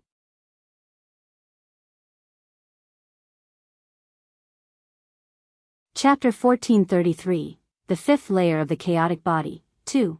I hope this energy crystal can help me reach the 5th layer of the chaotic body successfully, Jian-Shen murmured to himself as he gazed at the energy crystal in his hand. This was one of the 2 Class 10 Xianhuang Beast energy crystals he had obtained back in the Xianhuang microcosm. Back then, I was too weak and lacked an understanding of the origin realm, so it was difficult for me to distinguish energy crystals beyond the 9th class. Now that I look at it, this energy crystal is nowhere near the 10th class. It's at least a Class 11 or even a Class 12 crystal, and this was also the weaker energy crystal out of the 2 I obtained. The other energy crystal must have reached the 13th class at the very least. Jian-Shen gently rubbed the energy crystal with his thumb. His eyes grew brighter and brighter as they became filled with his eagerness. If it were not for the Ice Soul, Jian-Shen would not have chosen to absorb one of the 2 most powerful energy crystals he had ever obtained, because he was not confident that one would be enough for him to break through. The energy crystal was of an extremely high quality, but it was akin to monster cores after all. The benefits it could bring were nothing like the Ice Soul or the high-grade Violet Cloud Peaches, so even if he absorbed it, he would not break through. However, he had now reached the peak of the 4th layer with the Ice Soul. This was the best moment for him to make a breakthrough. Jian-Shen sucked in a deep breath and slowly calmed himself. He immediately gathered his concentration and devoted himself to refining the energy crystal in his hand. He planned to reach the 5th layer in a single stroke. The 5th layer of the chaotic body was extremely significant to Jian-Shen. Not only would it drastically increase his strength, but it would give him the ability to refine the Yin-Yang Saint Rock. 7 days later, a loud crack finally rang out. Jian-Shen was filled with eagerness. A ball of extremely terrifying chaotic force filled his body, and at that moment, his body suddenly began to swell. He became a giant, as if he had been blown up like a balloon. Every breakthrough of the chaotic body would be equivalent to the chaotic Niden's shattering, and each shattering would bring tremendous pain. The muscles on Jian Chen's face twitched as his forehead became covered with cold sweat in a single moment. His face had already paled. Even though his chaotic Niden had already shattered several times before, he still found the ripping pain unbearable. However, Jian Chen was willing to accept a great increase in strength for bearing with the intense pain. Vast amounts of chaotic force rampaged through Jian Chen's body before slowly being compressed. Virtually at every moment, the chaotic force within Jian Chen's body shrank, undergoing a process of compression, slowly changing his fourth layer chaotic force to the fifth layer. At the same time, Jian Chen's body endured the battering of the strengthened chaotic force. His flesh also toughened at a visible rate, becoming even more powerful. This process lasted for several days and Jian Chen finally reached the fifth layer of the chaotic body. Both the toughness of his body and his chaotic force had increased in quality. The chaotic Niden in his dantian had been reduced to the size of a soybean once again. Jian Chen slowly opened his eyes. He sensed the strengthened chaotic force in his chaotic Niden and could not help but smile. He was filled with joy. The energy crystal in his hand had not been fully absorbed. He had only used a third of the energy present. My chaotic Niden is too small right now. The chaotic force stored inside is limited. Although the chaotic force will be consumed very slowly, the next wave of invasions from the world of Forsaken Saints should not be too far off. At that time, the battle will definitely be even more intense and even more difficult, Jian Chen pondered. He chose to continue his secluded cultivation and continue to refine the energy crystal in his hand. A few more days passed and the energy crystal in Jian Chen's hands finally disappeared. However, he now needed several times or even more than 10 times the amount of energy now that he had reached the fifth layer, so the amount of chaotic force he managed to refine from the remaining 2/3 of the energy crystal was extremely limited. It had only increased his chaotic Niden to the size of 1.5 soybeans.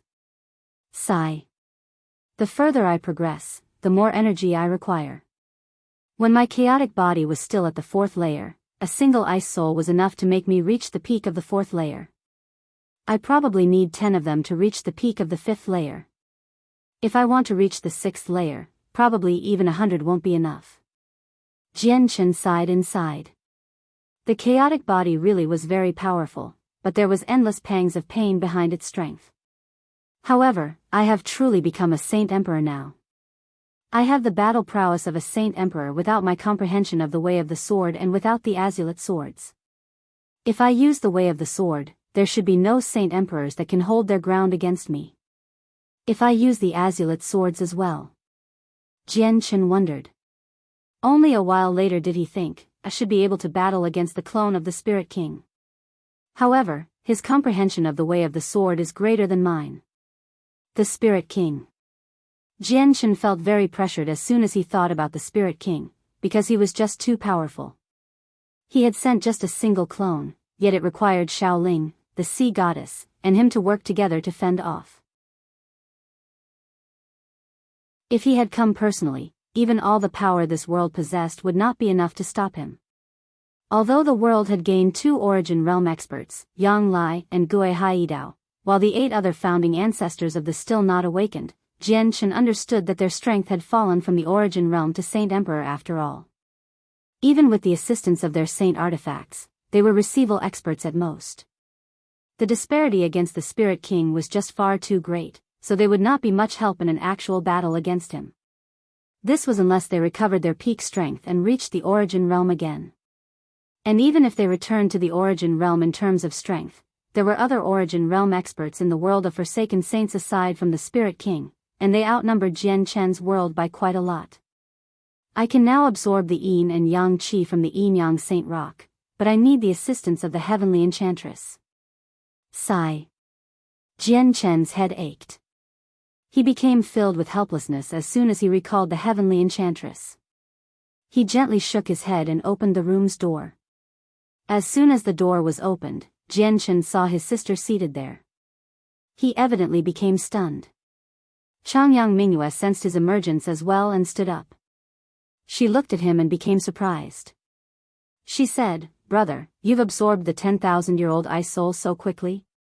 Are you sure you haven't hidden it away in your space ring?" Changyang Mingyue suddenly became stern. She said seriously, "Brother, you have to listen to me. You have to absorb the entirety of the ice soul, or I won't let you leave here."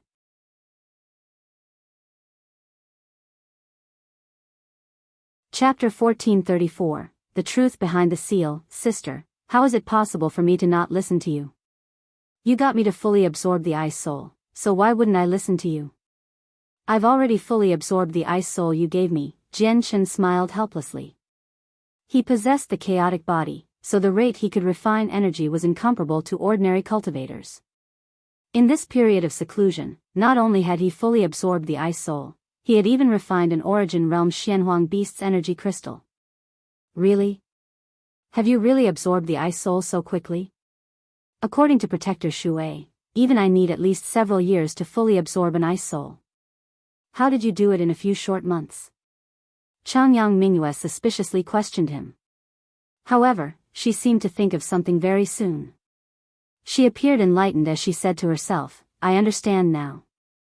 It must be because of Brother's extraordinary talent, which is why you could absorb the ice soul in such a short time. This also explains why Brother's strength has been increasing so rapidly." Jian Shen smiled but did not give a detailed explanation. He said, "Sister, I've stayed here for long enough.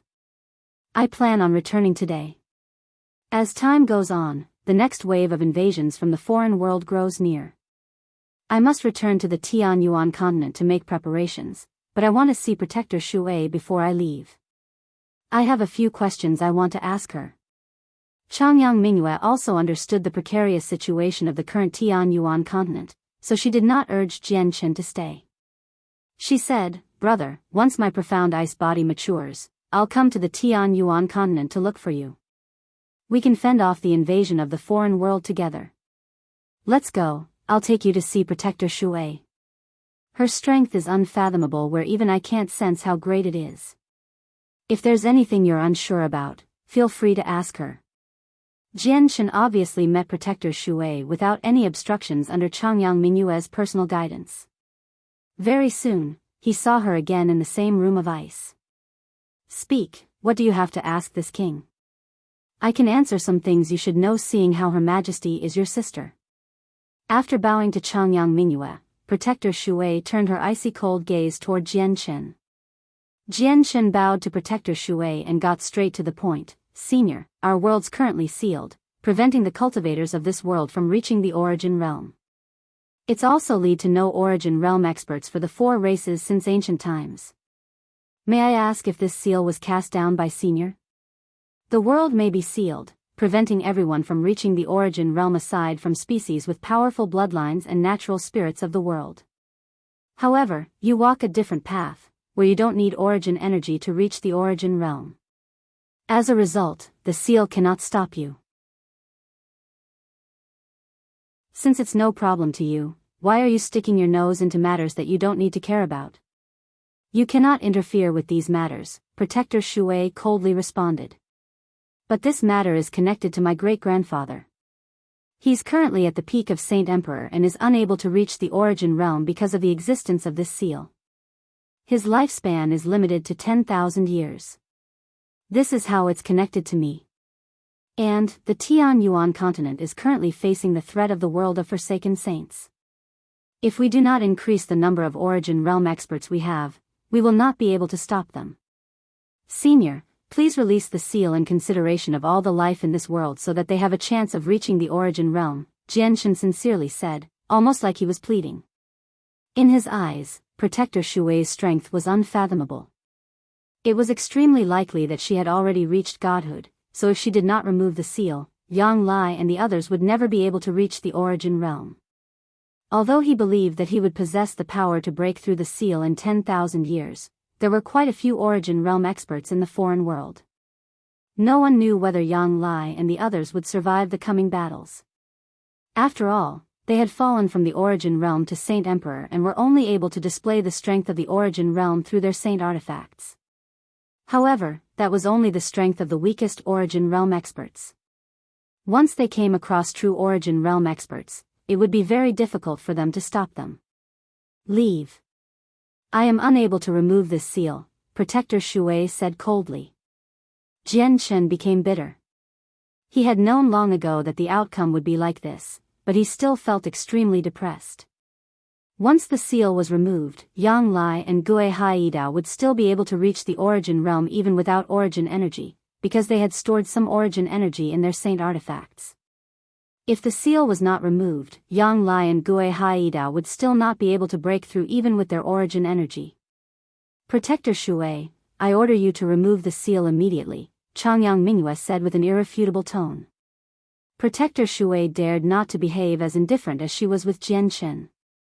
She gently sighed as a sliver of helplessness appeared in her cold eyes. She said, Your Majesty, I really do not have the ability to remove the seal. I may not have cast the seal, but I know who did. It was cast by Her Majesty. Otherwise, it would have been very difficult for the matters here to avoid the divination of the experts from the Saints' world. Otherwise, quite a few people from the Saints' world would have come looking for Your Majesty. Jian Chen was disappointed when he heard that. He had never thought that the seal was actually cast down by the Ice Goddess. The Ice Goddess was a Grand Prime, a supreme expert who stood at the apex of the higher world. Even after 10,000 years, he might not be able to gain the strength to break through a seal cast down by someone so strong. At the same time, he worried about his sister. Jian Chen left the Ice Goddess Hall. Although he had not managed to get the seal removed, he had learned exactly who had cast it down as well as who was responsible for the missing history from the ancient era. It was definitely Protector Shui's handiwork, and her intentions were to prevent anyone from entering the Saints' world and exposing what was happening here, which would have endangered his sister. Although the method was shocking and extremely brutal, Jian Chen was unable to determine whether Protector Shui was right or wrong. If it was himself, what would he have done to protect the people most important to him? Jian Chen left the icy tundra and returned to the Tian Yuan continent on his sword. However, Jian Chen suddenly came to a halt at this moment. He gazed into the distance as his eyes shone. He was gazing in the direction of the Wasteland continent. Even though the Wasteland continent was extremely far away, Jian Chen could still sense an extremely tremendous pulse in that direction. There's more than 10 members of the 100 races that have reached Saint Emperor, and several dozen are reaching Saint King at the same time, Jian Chen murmured. He knew that it must have been Tai Ta using the violet cloud peaches to increase the strength of the strongest experts of the 100 races, which was why so many people had broken through. Tai Ta's already begun to move. I can't fall behind either, Jian Chen said before speeding up. He disappeared into the horizon as a violet streak of light.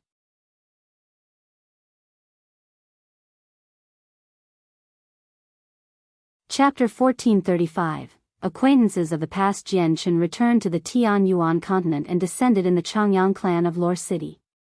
The Changyang clan announced something that shook up the entire continent, causing a great commotion everywhere. All 6th cycle Heaven Saint Masters would experience the chance to become a Saint Ruler if they gathered outside Lore City in 3 days' time. All Saint Rulers who had comprehended Saint Tier battle skills or were at the 7th heavenly layer or above would have the chance to become a Saint King if they gathered outside Lore City in 3 days' time. All Saint Kings at the 8th heavenly layer or above would have the chance of becoming a Saint Emperor if they gathered outside Lore City in 3 days' time. These 3 pieces of information spread across the entire continent like wildfire soon after the Changyang clan announced them. All the hermit and ancient clans who had isolated themselves from the world received the news. Even the mysterious experts who remained hidden within the wilderness all year round to cultivate received the news from their friends as well. They were all astounded and could not calm down even after a very long time. The current world lacked origin energy, making it impossible for Saint Emperors to reach the origin realm and extremely difficult for Saint Kings to reach Saint Emperor. There were countless experts who had devoted their lives to cultivation only to stop at Saint King. On the continent, Saint Emperors had almost stopped appearing entirely. Only the Path Lord of Carnal Desires managed to become a Saint Emperor through the creation of his 7 emotions and 6 desires, becoming the only supreme expert for quite some time. In the eyes of all the Saint Kings on the Tianyuan continent, the path to Saint Emperor had fallen apart long ago. Even those who had reached great perfection and were only an inch away from Saint Emperor could not avoid the miserable ending of being reduced to a pile of bones. Yet now, the Changyang clan of Lore City had claimed that they would give Saint Kings a chance to become Saint Emperors. This matter immediately exploded among the Saint Kings, throwing countless people into an uproar. No one doubted the abilities of the Changyang clan because they were the clan the human sovereign Jianchen belonged to.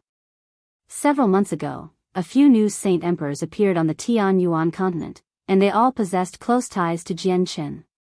Everyone knew that the reason why these people could skyrocket in strength and all become Saint Emperors was all because of Jianchen's assistance.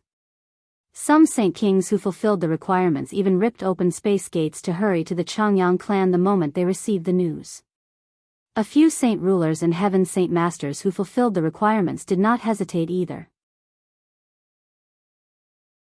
They all ventured to the cities, sects, or clans with space gates as soon as they heard the news and paid a large price so that they could make it to Lore City in the shortest amount of time possible. The moment the news spread from the Changyang clan, 2 Saint Kings in the clan ripped open space gates and left excitedly. They went to the Sea Realm and the Beast God continent respectively. One of the Saint Kings was a magical beast while the other one was a member of the sea race. They had remained on the Tianyuan continent to keep guard and had been summoned by Jianchen. He got them to take a similar announcement with them. The 2 experts reported the news to Yadrium and Suncheong, greatly shocking the 2 Saint Emperors. They immediately broadcasted this news across the entire Sea Realm and Beast God continent as well. The Sea Realm and Beast God continent were thrown into an uproar as well. The Saint Kings who fulfilled the requirements all surged with emotion. They could not remain where they were for a single moment longer, eagerly heading to the Tianyuan continent. Not only did Jianchen want to increase the overall strength of the humans on the Tianyuan continent, but he had also invited the sea race and magical beasts to take part in this event as well. In just the first day since he had let out the news, over 10,000 people had gathered outside Lore City. All of them looked toward the small city in reverence. All these people had hurried over on the first day. Most of them were Heaven Saint Masters, with Saint Rulers making up an extremely small portion. There were even many Heaven Saint Masters and Saint Rulers who did not match the requirements present. They had come with the mindset to watch or to try their luck, hoping that they would be chosen if Jianchen decided to make exceptions. All of them stood on the ground, including the Saint Rulers. No one dared to hover in the sky, and even when they communicated with one another, they purposefully stifled their voices. They did not cause a great disturbance, as if the city before them was holy. Even the Saint Rulers did not step into the city, staying outside in the wilderness. The Changyang clan was currently filled with the Saint Kings of the 3 races.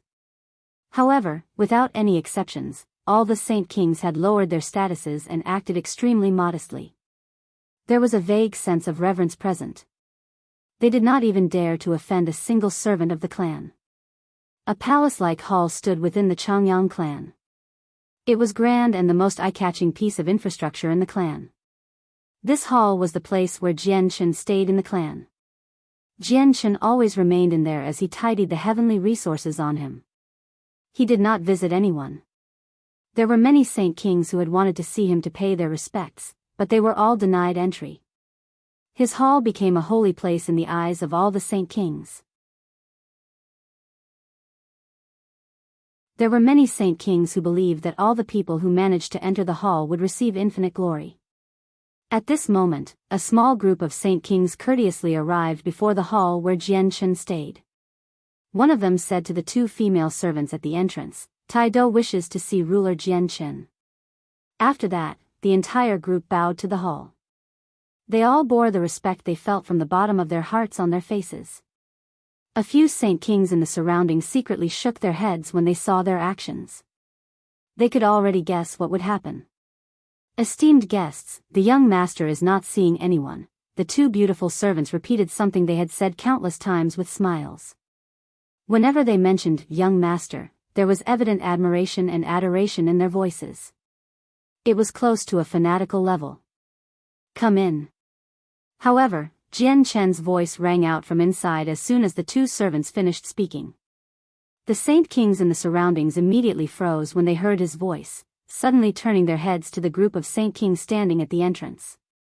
Envy filled their eyes as well as a certain strangeness. There had been countless Saint Kings who had wanted to see Jian Chen, including many Saint Kings at great perfection. Without a single exception, they were all turned down at the entrance, yet this group had succeeded. The two servants at the entrance were stunned. Their opinions of this group of people immediately changed as well. If it was before, they would have been utterly frightened if Saint Rulers stood before them, let alone Saint Kings.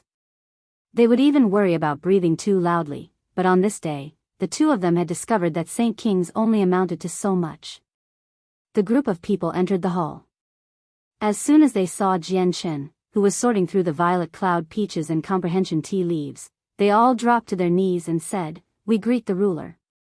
They were the Saint Kings from the Turtle Clan as well as Tai Do, who had initially pledged his loyalty to Jian Chen. Jian Chen glanced over them and gently sighed, "You already know that I'm not the ruler of the Turtle Clan, so why must you kneel for me? Please get up."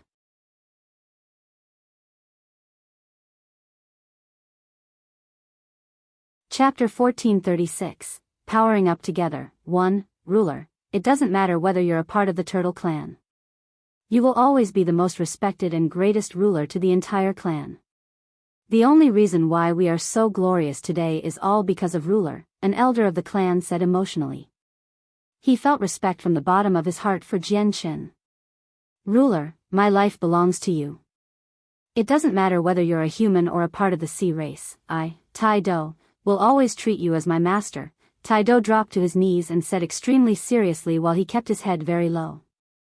Jian Chen's emotions became rather mixed as he looked at these people. With a flip of his hand, a Niden appeared. It slowly drifted before the elders of the clan under Jian Chen's control. The elders of the Turtle Clan immediately became fixated on the small Niden. They could sense an extremely dense Turtle Clan ruler's chi within it. "I obtained this Niden before, and it was exactly because of this that I possessed the ruler's chi of the Turtle Clan. This belongs to your clan, so I am returning it right now," Jian Chen softly said as he sighed inside. It was because of this Niden that he had become connected to the Turtle Clan in the Sea Realm. At the same time, it was also the reason the Grand Elder had given up his life to save him. This Niden had added a lot of ups and downs to his journey in the Sea Realm. The elders of the Turtle Clan remained on their knees. None of them extended their hands to accept the Niden. Jian Chen said when he saw this, "My connection with the Turtle Clan was all brought on by this Niden. Now that the clan has returned to its former glory, I have completed the Grand Elder's final wish. I will not be going to the Turtle Clan very often from now on, so just treat the Niden as something I have left to the clan. After all, this Niden has accompanied me for quite some time in the past." The Saint Kings of the Turtle Clan all became very depressed. They carefully accepted the Niden with heavy emotions and a slight sense of devotedness, holding it in their hands like a treasure that they feared they would break. At that moment, the Niden had become a treasure that had surpassed all else in their eyes.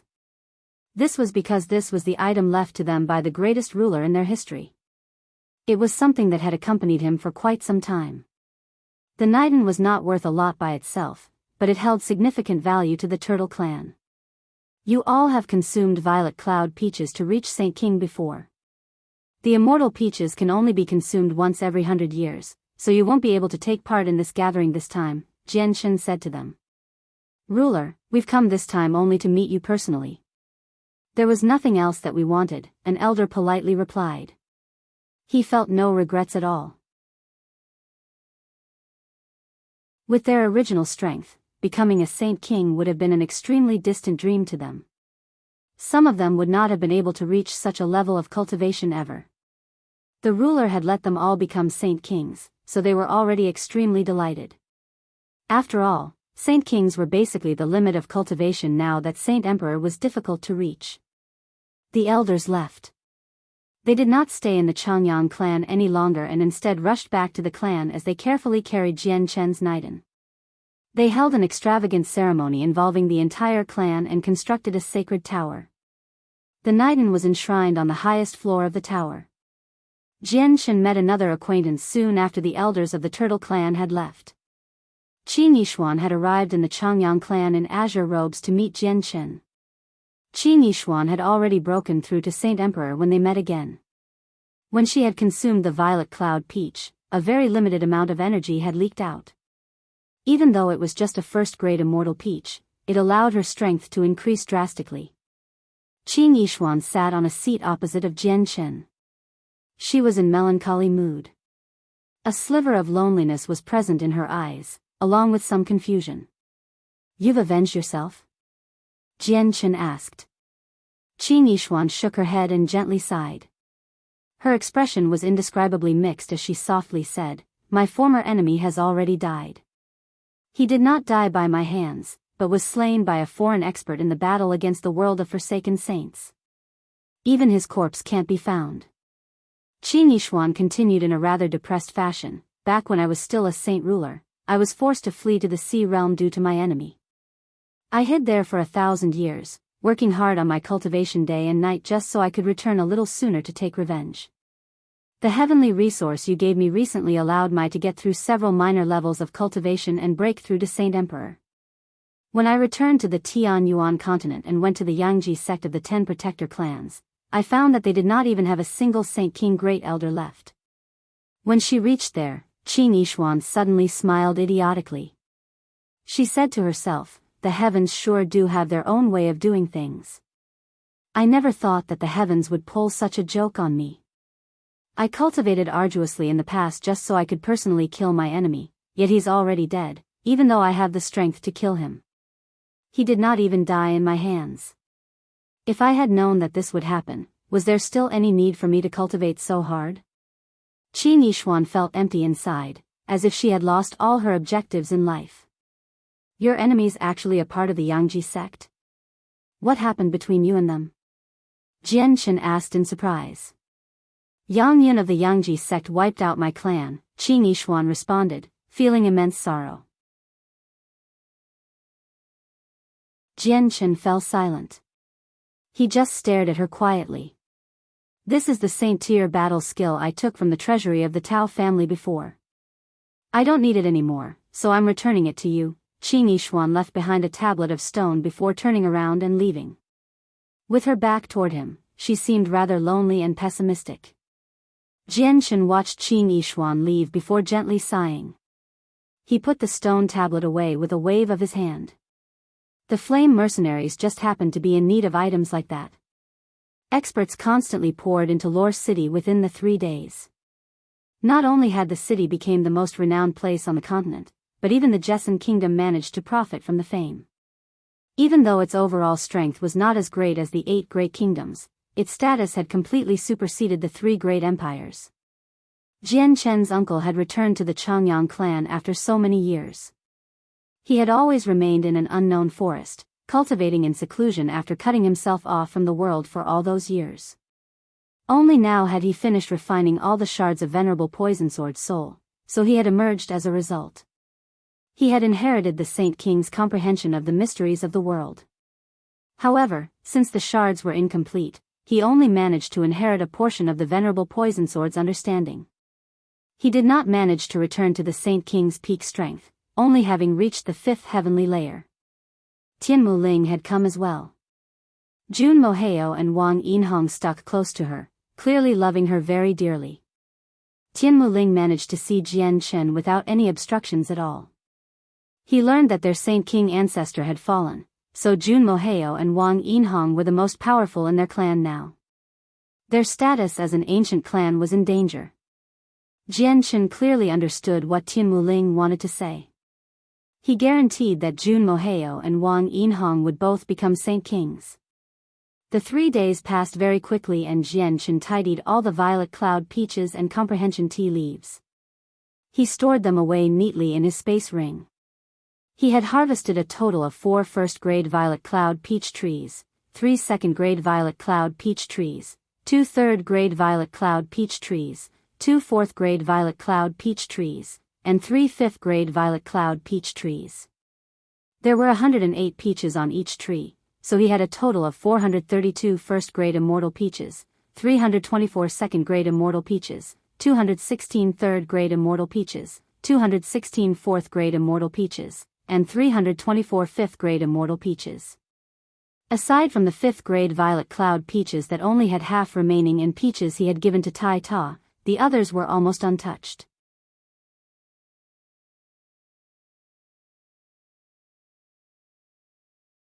Chapter 1437, Powering Up Together, 2.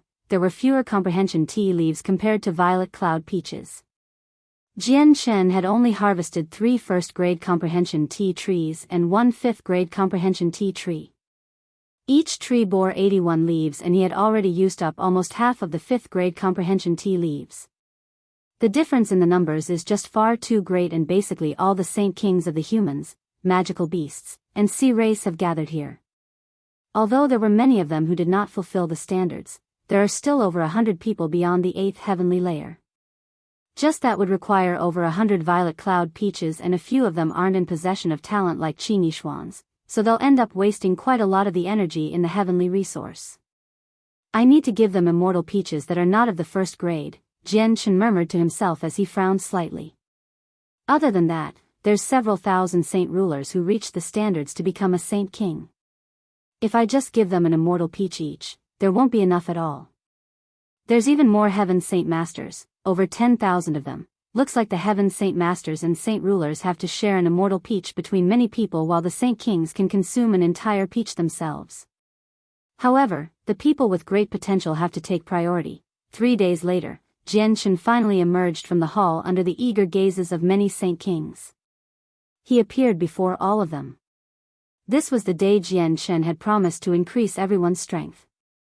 All the saint kings of the 3 races had gathered before the hall. Jian Shen had stayed in as they stared at the tightly shut door with anticipation and eagerness. As soon as Jian Shen appeared before them, all their eyes lit up and they politely bowed to him. Greetings to Sovereign Jian Shen. Greetings to Sovereign Jian Shen. All the politeness from the saint kings originated from the bottom of their hearts. The world followed the rule of the jungle. They respected Jian Shen because of his strength. At the same time, Jian Shen had slain many foreign saint emperors in the battle before, protecting the continent. Just that was enough for many people to admire him. The group of senior members from the Changyang clan stood nearby. They all watched this unfold with smiles. Bai Yintian and Changyang Ba had even teared up in joy. This was all because the person that the saint kings greeted was their child. Jian Shen's elder brother, Changyang Ku, was in the crowd as well. He stared silently at this scene with mixed emotions. He was filled with envy, but his gaze bore some gloominess and dejection. Out of the 4 siblings of the Changyang clan, their eldest brother had been chosen by the Pure Heart Pavilion and had been taken there.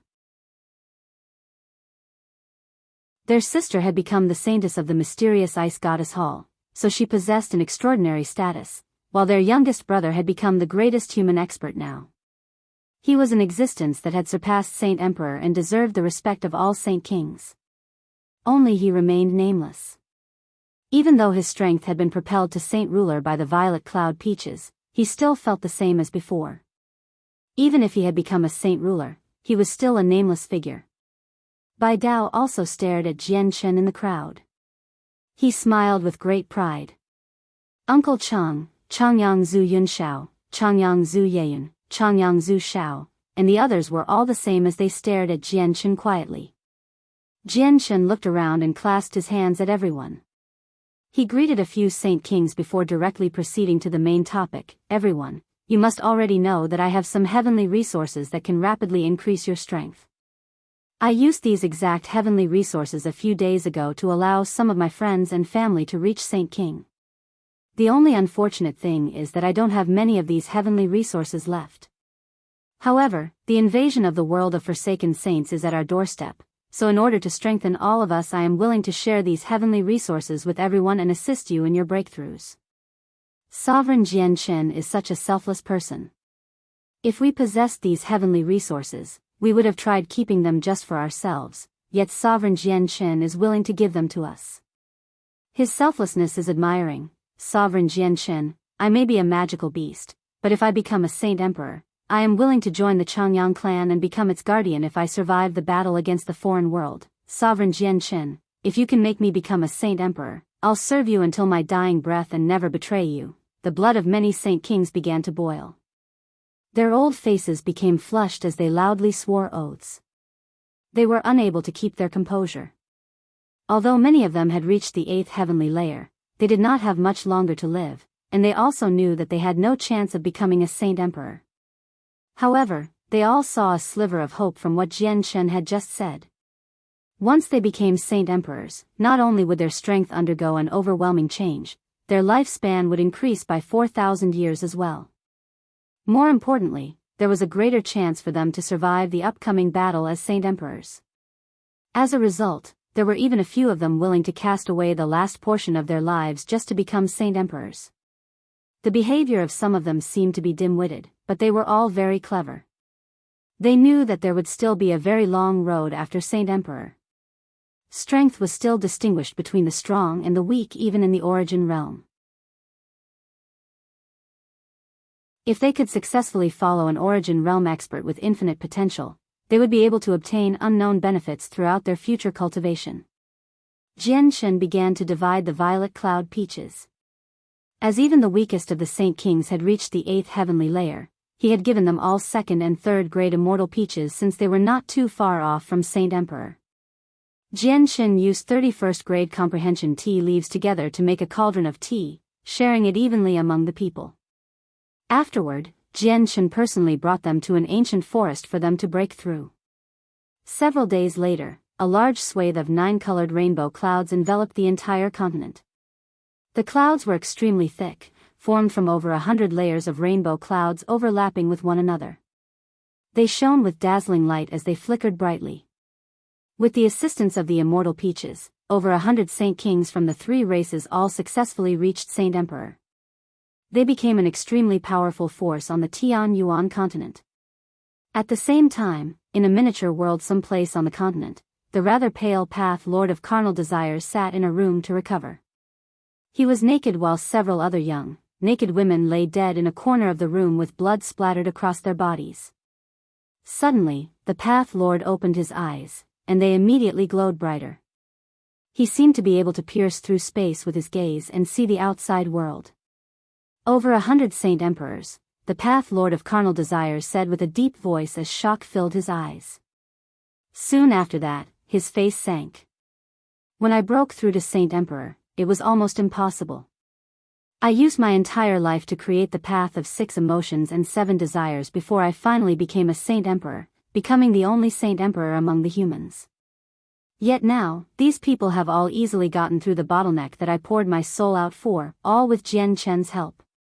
Jian Shen, I curse you a horrible death, the Path Lord gritted his teeth. His sickly face had already become warped from intense envy and a sense of unfairness. Why, just why did his breakthrough have to be so difficult while these people had it so easily? How was it fair that these people could just cultivate for a few days and reach what he had used several millennia to attain?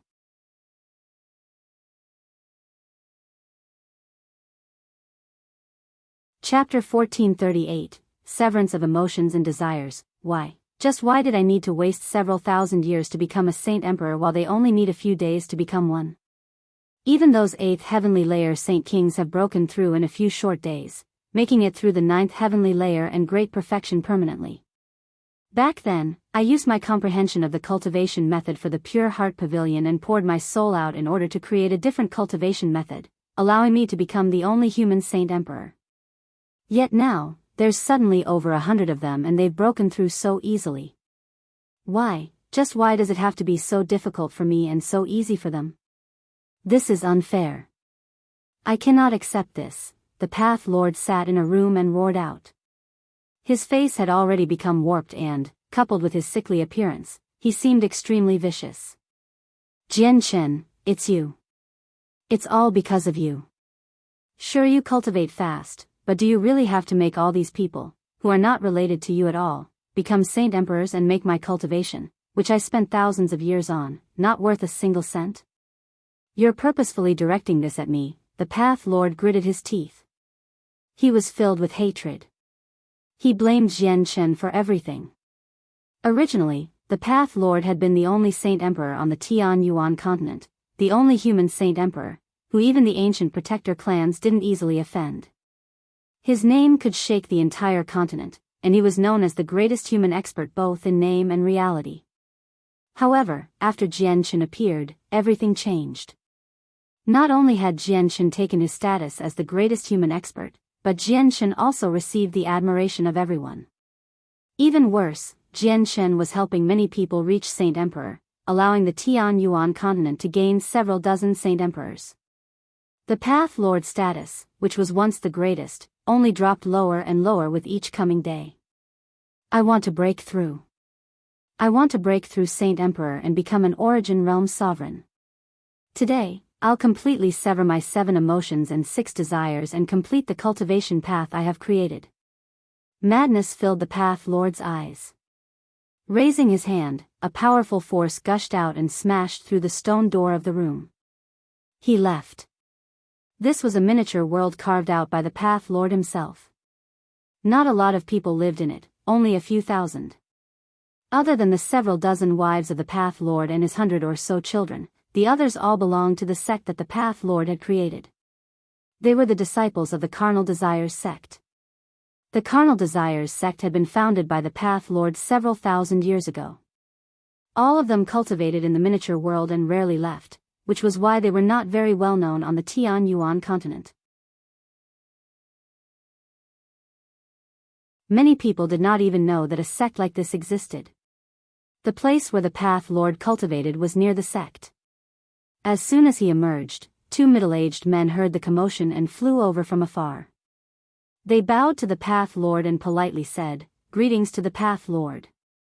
The 2 men were both saint rulers.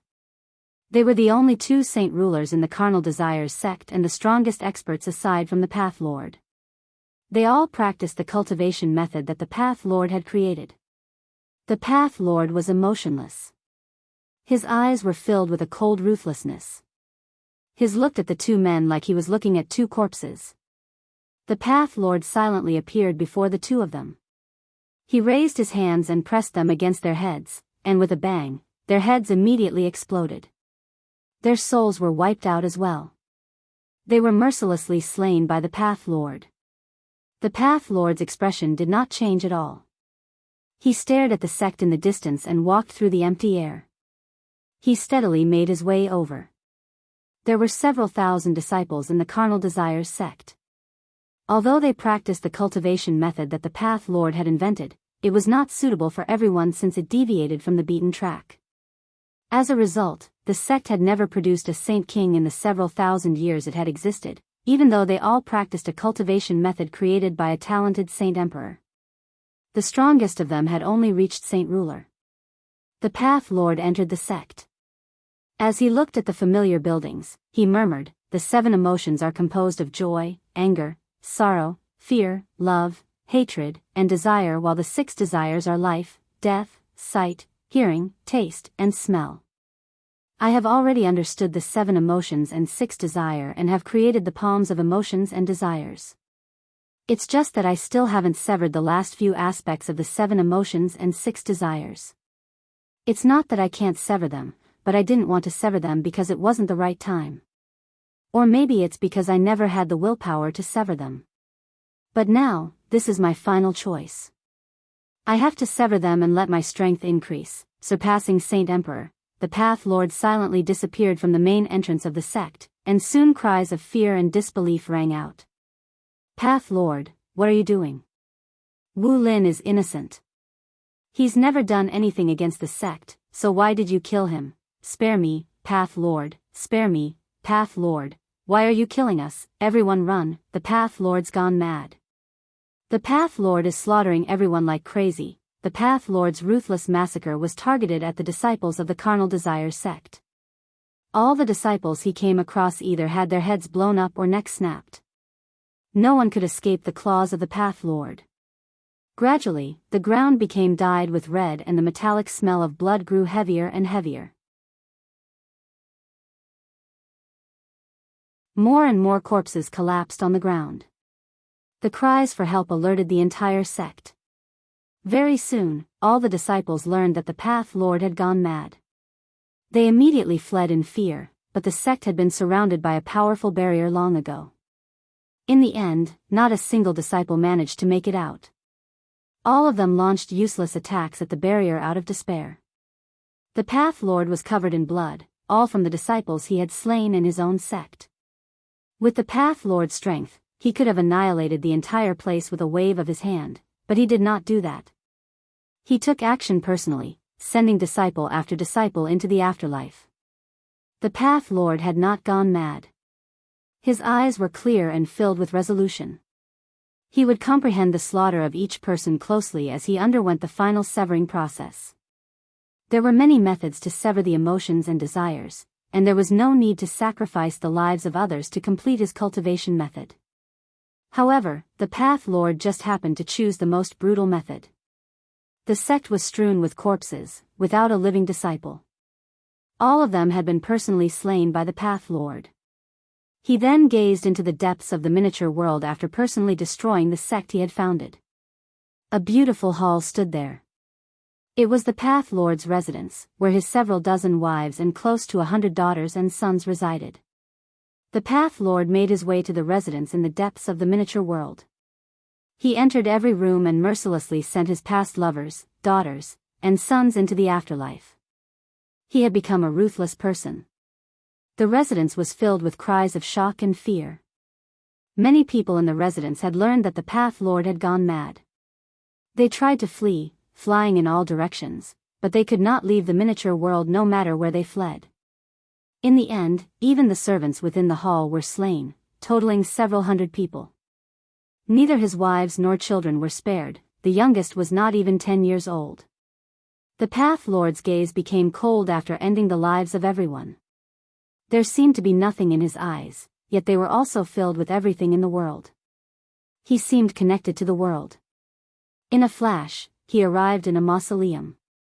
There were several dozen tombs that held the family of the Path Lord. They were either his past lovers or his children, having almost all departed for the afterlife because of old age. The Path Lord coldly stared at the mausoleum and did not feel any reluctance at all. He raised his hand and pressed down. Immediately, an extremely large hand appeared out of nowhere and slammed into the mausoleum. With a heavy boom, all the structures vanished. They were replaced by a dark, hand-shaped pit that was several hundred meters deep. The last step is to sever life and death. The Path Lord sat in the air as he mumbled to himself without any emotions, living his life, and the 7 desires and 6 emotions come from life. Aside from life and death, I have severed them all, so this life no longer exists either. I only have death now. Sever life and death by completely cutting away the impurities and only leaving behind the initial source, returning to my true self. I will use my palms of desires and emotions to completely eliminate all impurities in my soul and sever any impure thoughts that are left in me. The Path Lord raised his hand. An invisible blade had already condensed in his hand. He then stabbed it into his soul. The blade was condensed from his palms of desires and emotions. It did not harm his physical body because it only targeted his soul.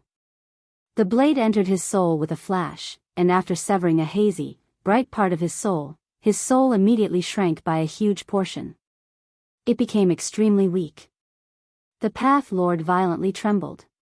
It was extremely painful for him as the blade fell. His soul was heavily injured. However, his soul became even more translucent after he had taken the blade to it. All the impurities and random thoughts left in his soul had been severed the blade.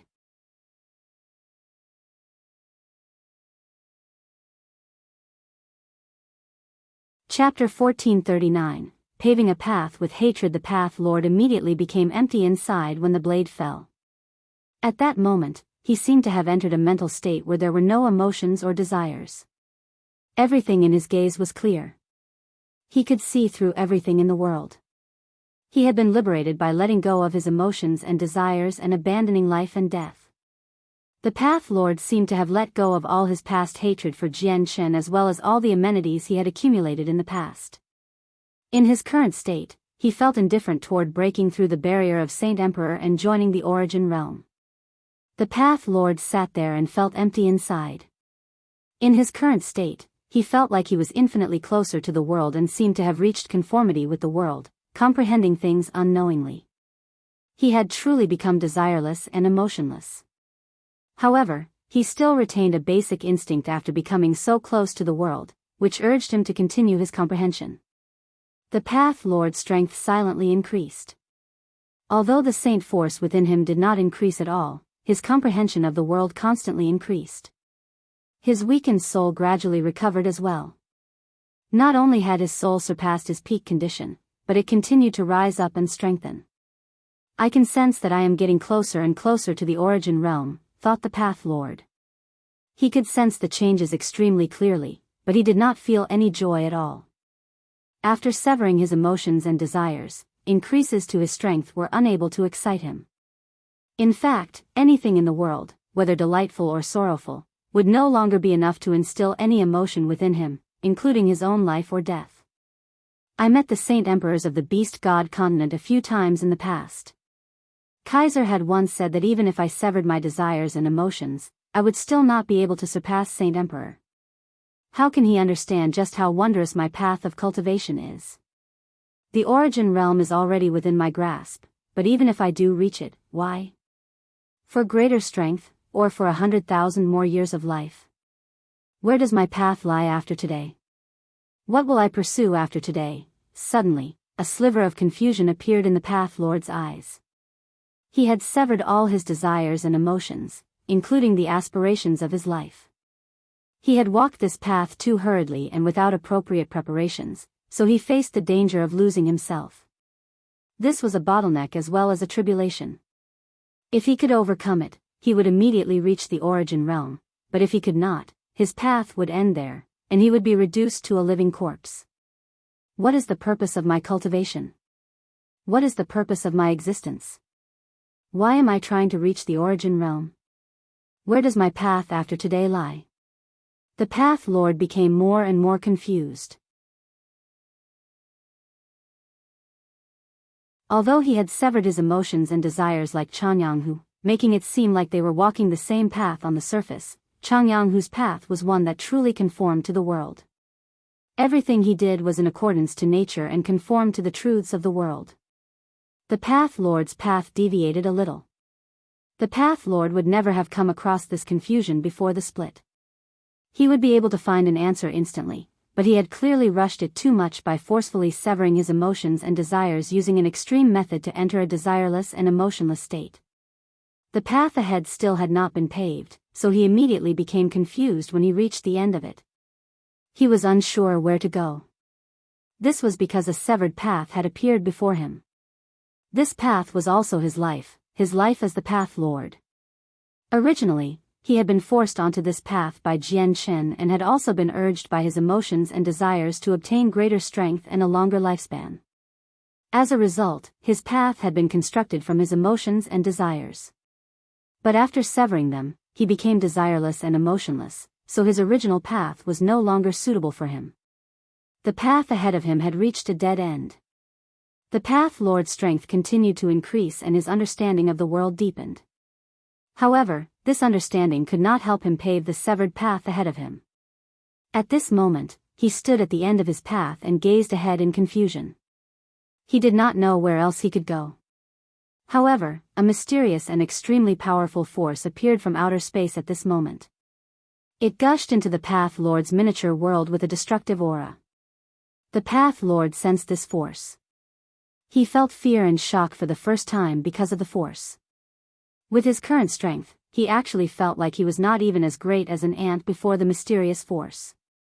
It could be said that the mysterious force from outer space was an ocean while he was a rowboat that floated in it. Only a very small wave would have been enough to annihilate him.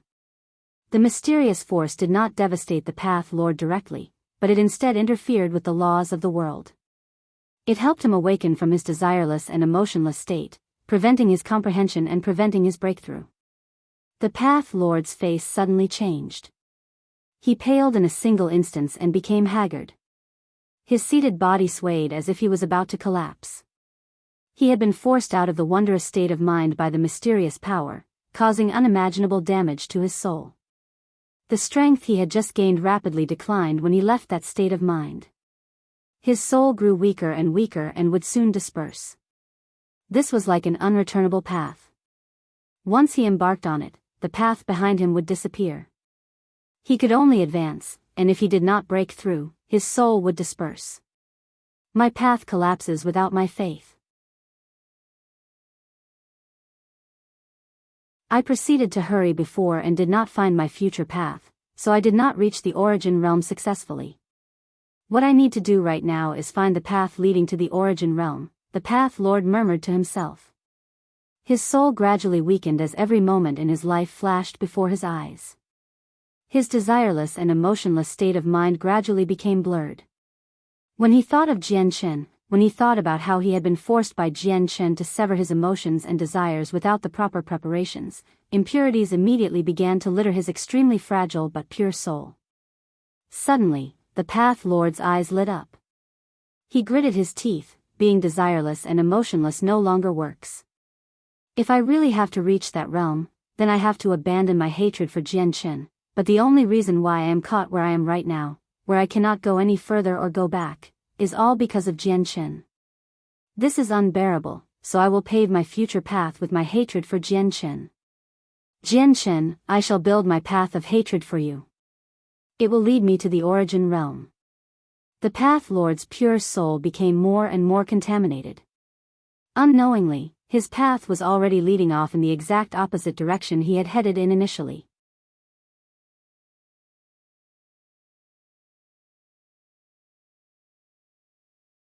Chapter 1440, A severed path. Severing the emotions and desires would be freeing the body from everything that had held it down, allowing an unbound soul to break through. The Path Lord had completely failed when he tried to follow that path. He had severed his emotions and desires too hurriedly and without taking the appropriate measures. He had completely failed to find the rest of his path. As he stood at the end, he lost his sense of direction for the future. He became confused and came across an obstruction on his path to the origin realm. However, there was no way back once he embarked on this path. His initial path no longer suited him, so he needed to abandon it. He couldn't continue on a broken path. He needed to pave a new path. He paved this path using his hatred of Jian Chen. Originally, the Path Lord would not have been able to feel any hatred with his pure soul since he had severed his emotions and desires. However, the mysterious force from outer space had forced him out of that mental state, greatly injuring his soul and making it extremely weak. Even the slightest stimulation would have pushed him over the edge. The Path Lord's eyes lost their clarity and were replaced with madness. Hatred burned within them as well. This hatred was so powerful that it was enough to annihilate his own soul. This burning hatred mixed with his soul. Jian Chen, the only reason why I'm like this now is all because of you. I want to surpass Saint Emperor. I want to surpass you and then torture you to death in the most brutal fashion possible. The Path Lord roared at the sky, causing the entire miniature world to tremble. His face had become viciously distorted. His hatred for Jian Chen was increasing at an unbelievable rate. His enmity for Jian Chen had not reached such an irreconcilable level before, but he had decided to use his hatred to pave a path to the origin realm. This led to the rapid increase of his hatred. The Path Lord of carnal desires was currently caught on the path between Saint Emperor and the origin realm. Because the path had not been completed and did not exist, he had not broken through, but everything would be extremely smooth as soon as he had found a new one. His strength was increasing at an unbelievable rate as he inched toward the origin realm. If this continued, he definitely would have been able to become an origin realm expert. However, the supreme force from outer space appeared once again as he moved along the path to the origin realm. It stopped him from breaking through. I want to surpass Saint Emperor. I want to surpass Jian Chen. I want to become the greatest expert on the Tian Yuan continent. No one can stop me. No matter who it is, no one can stop my advance to the origin realm. The Path Lord roared out as determination and madness filled his eyes. He did not pay any attention to the obstruction of the powerful force. He charged forward. He would not stop unless he reached his objective. The powerful force began to surge. It silently condensed into a completely invisible finger, which was gently pointed at the Path Lord. With this simple gesture, the entire world seemed to fall silent. Air seemed to stop flowing, time seemed to stop moving, and the entire world seemed to have frozen. The Path Lord froze as well. In the blink of an eye, his gaze became lifeless, but his body continued to surge with life, giving off terrifying pulses of energy. However, his soul had already vanished. He had turned into a soulless shell. The miniature world immediately fell silent. There were no more of the Path Lord's mad roars, no more of the liveliness from before. It had fallen into a dead silence. The mysterious force from outer space had completely vanished as well. In the Arctic Ice Goddess Hall, Protector Shui stared coldly into the distance. To no surprise, she stared in the direction of the Path Lord's miniature world. Her gaze seemed to be able to pierce through the spatial barriers, allowing her to see the Path Lord. Another person with impressive talent. What a pity. Protector Shui shook her head as she gently murmured to herself.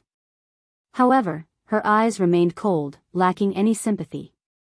At the same time, the sea goddess, Tai Ta, the heavenly enchantress, Jian Chen, Xiao Jin, Xiao Ling, Yang Lai, Gui Haidao, Feng Xiao Tian, and Fairy Hao Yu in the Bright Moon Divine Hall all looked in the direction of the Path Lord.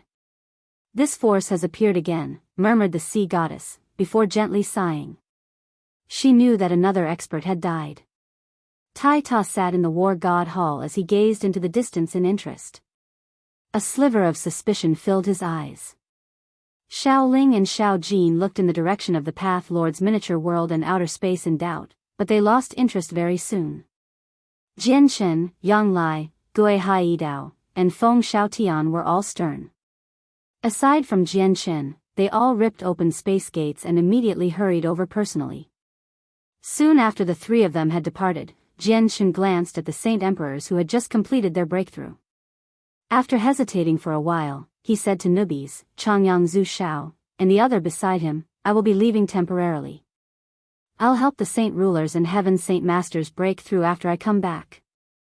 Jian Chen rode off on the Ziying sword as a violet streak of light, moving extremely quickly. Fairy Hao Yu sat in the Bright Moon Divine Hall. Her eyes were fixated in the distance, but her face was nonchalant. The cold and aloof heavenly enchantress stood on the peak of Three Saint Mountain with her zither in her hands. Her beautiful eyes were filled with serious shock as she gazed in the direction of the Tian Yuan continent. What a powerful pulse of energy. Who is it? The heavenly enchantress murmured. Her face was filled with surprise. Jian Chen arrived outside the Path Lord's miniature world on his sword. Finding the miniature world was nothing difficult with his current strength. He split open the entrance and stepped in, arriving beside the Path Lord in a few flashes. By the time he arrived, Yang Lai, Gui Haidao, and Feng Xiaotian had already been there. They all stared at the Path Lord. Life roared within the Path Lord, but his soul was absent. They revealed extremely ugly expressions. He's already dead, Jian Chen said with a heavy voice. Although he had had some disagreements with the Path Lord in the past, he did not feel any delight from his death. Instead, he became very heavy-hearted. It's the seal. Not only has the seal stopped him from reaching the origin realm, it's wiped out his soul as well, leaving behind an untouched body, Ong Lai said with a heavy voice. His complexion was horrendous. The expert who cast down the seal is just too vicious. I originally thought that the existence of the seal was just to stop people from reaching the origin realm. I never thought that it could kill people, said Gui Haidao. His complexion was horrendous as well. Feng Xiaotian stared at what was left of the Path Lord and shook his head.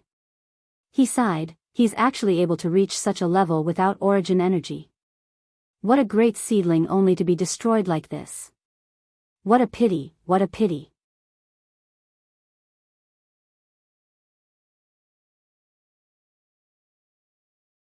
Chapter 1441, End of a Grand Gathering, Let's Go. Gui Haidao gently sighed in dejection before leaving with Yang Lai and Feng Xiaotian. Other than Feng Xiaotian, who still remained rather at ease, Yang Lai's and Gui Haidao's faces had both sunken. The outcome of the Path Lord was horrendous news for them. Jian Shen looked away from the Path Lord and glanced around the miniature world. He had already used his soul to envelope the entire place. Through his senses, he could clearly see that the carnal desires sect and the hall deep in the miniature world was filled with corpses. The ground had been dyed with blood while the heavy smell of blood lingered in the air. Jian Shen sighed gently and murmured, "The Path Lord personally killed the people here. Looks like he wanted to sever his emotions and desires and reach the origin realm, but he didn't know that this world had been sealed, making it impossible to reach the origin realm unfortunately." Jian Shen gently shook his head. He did not touch anything in the miniature world. He left with some sympathy. In the current world, it was even difficult to become a Saint Emperor. Even Jian Shen felt some admiration for the Path Lord, seeing how he could create his own cultivation method to reach Saint Emperor and attain such great achievements all by himself. This was because the Path Lord must have achieved everything he had owned through his own hard work. He did not have the support of any powerful organizations, unlike the magical beasts with the Beast God Hall, which made cultivating much easier. He did not even have what the Protector clans and Mercenary City possessed. Jian Shen returned to the Jizum Kingdom. At that moment, the Saint Emperors had all roused from their cultivation. They were all ecstatic as a terrifyingly tremendous pressure radiated from them. They had already consolidated their cultivation completely. All the Saint Emperors gratefully bowed to Jian Shen when they saw him. A few of the magical beasts immediately swore their loyalty to Jian Che and said that they were willing to become guardians of the Changyang clan in the future. "I appreciate your good intentions, except the threat of the world of Forsaken Saints is still present. Our utmost priority is to make preparations in order to fend off the foreign world. Once we completely eliminate this threat, I will definitely welcome you with open arms if you still want to come join the Changyang clan." Jian Shen faintly smiled and turned down the oaths of loyalty. If it was before, Jian Shen would have accepted several Class 9 magical beasts as guardians with great joy, but now, Saint Emperors were no longer as valuable to him as before. More importantly, he still did not know how many of these Saint Emperors would survive the battle against the foreign world. Jian Shen leaped onto the Ziying sword and left as a violet streak of light. He returned to Lore City. Currently, several hundreds of thousand people had already gathered outside the city. They were densely packed. All that was visible was a large crowd of heads.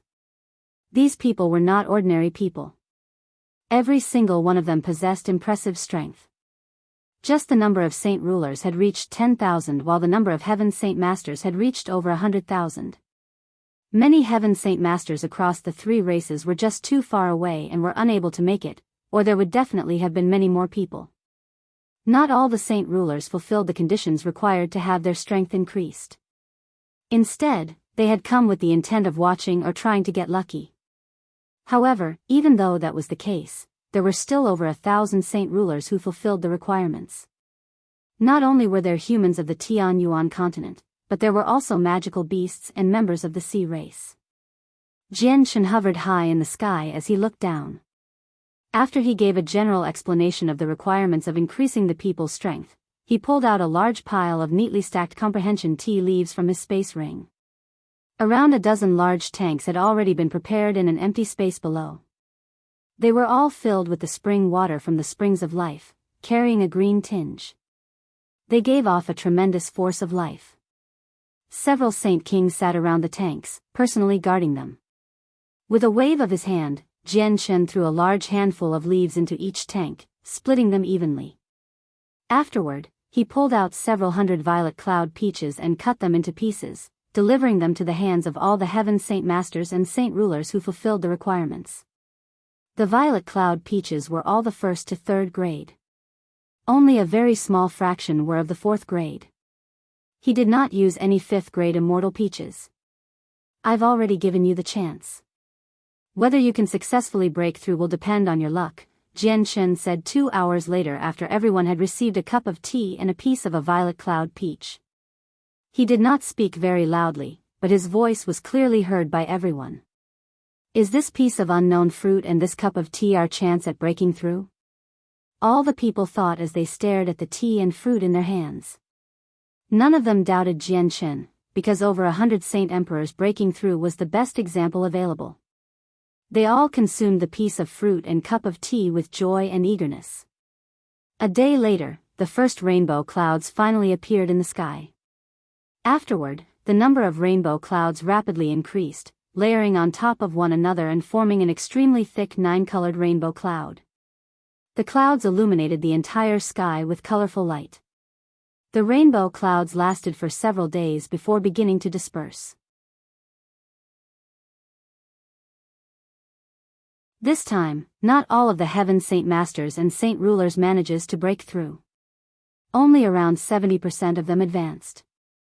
The violet cloud peaches and comprehension tea leaves were immortal tier heavenly resources, but they had been split up so their medicinal effects suffered a great decrease. Coupled with the inferior talent of a few people, some failed to break through. Even though this was the case, the people who had failed to break through had all reached the peak of their current cultivation without any exceptions. The result was within Jian Chen's expectations. He hovered in the air and said, "This is all I can do you for. Let's disperse. If you still haven't broken through, it shouldn't be too difficult to reach the next level of cultivation if you just go back and work hard on your cultivation." All the people below were filled with gratitude when they heard his words. They all bowed at Jian Chen politely before leaving. Even though a few of them had failed to break through, they would never forget the kindness that Jian Chen had shown them. Very soon, a large portion of the people outside the city had dispersed. Some had left in joy while others left with sighs. The people who had just come to watch had immediately become green with envy when they personally witnessed so many people reach Saint Ruler or Saint King. The grand gathering that had shaken up the humans, magical beasts, and sea race came to a close. However, the three races had finally recovered some of their power after the gathering. Not only had they fully made up for the lost Saint Kings, but they had gained over 100 Saint Emperors as well. This time, Jian Chen's generosity and kindness had won the sincere respect of all three races. Without any exaggeration, Jian Chen's prestige among the humans, the sea race, and the magical beasts had reached an unparalleled level.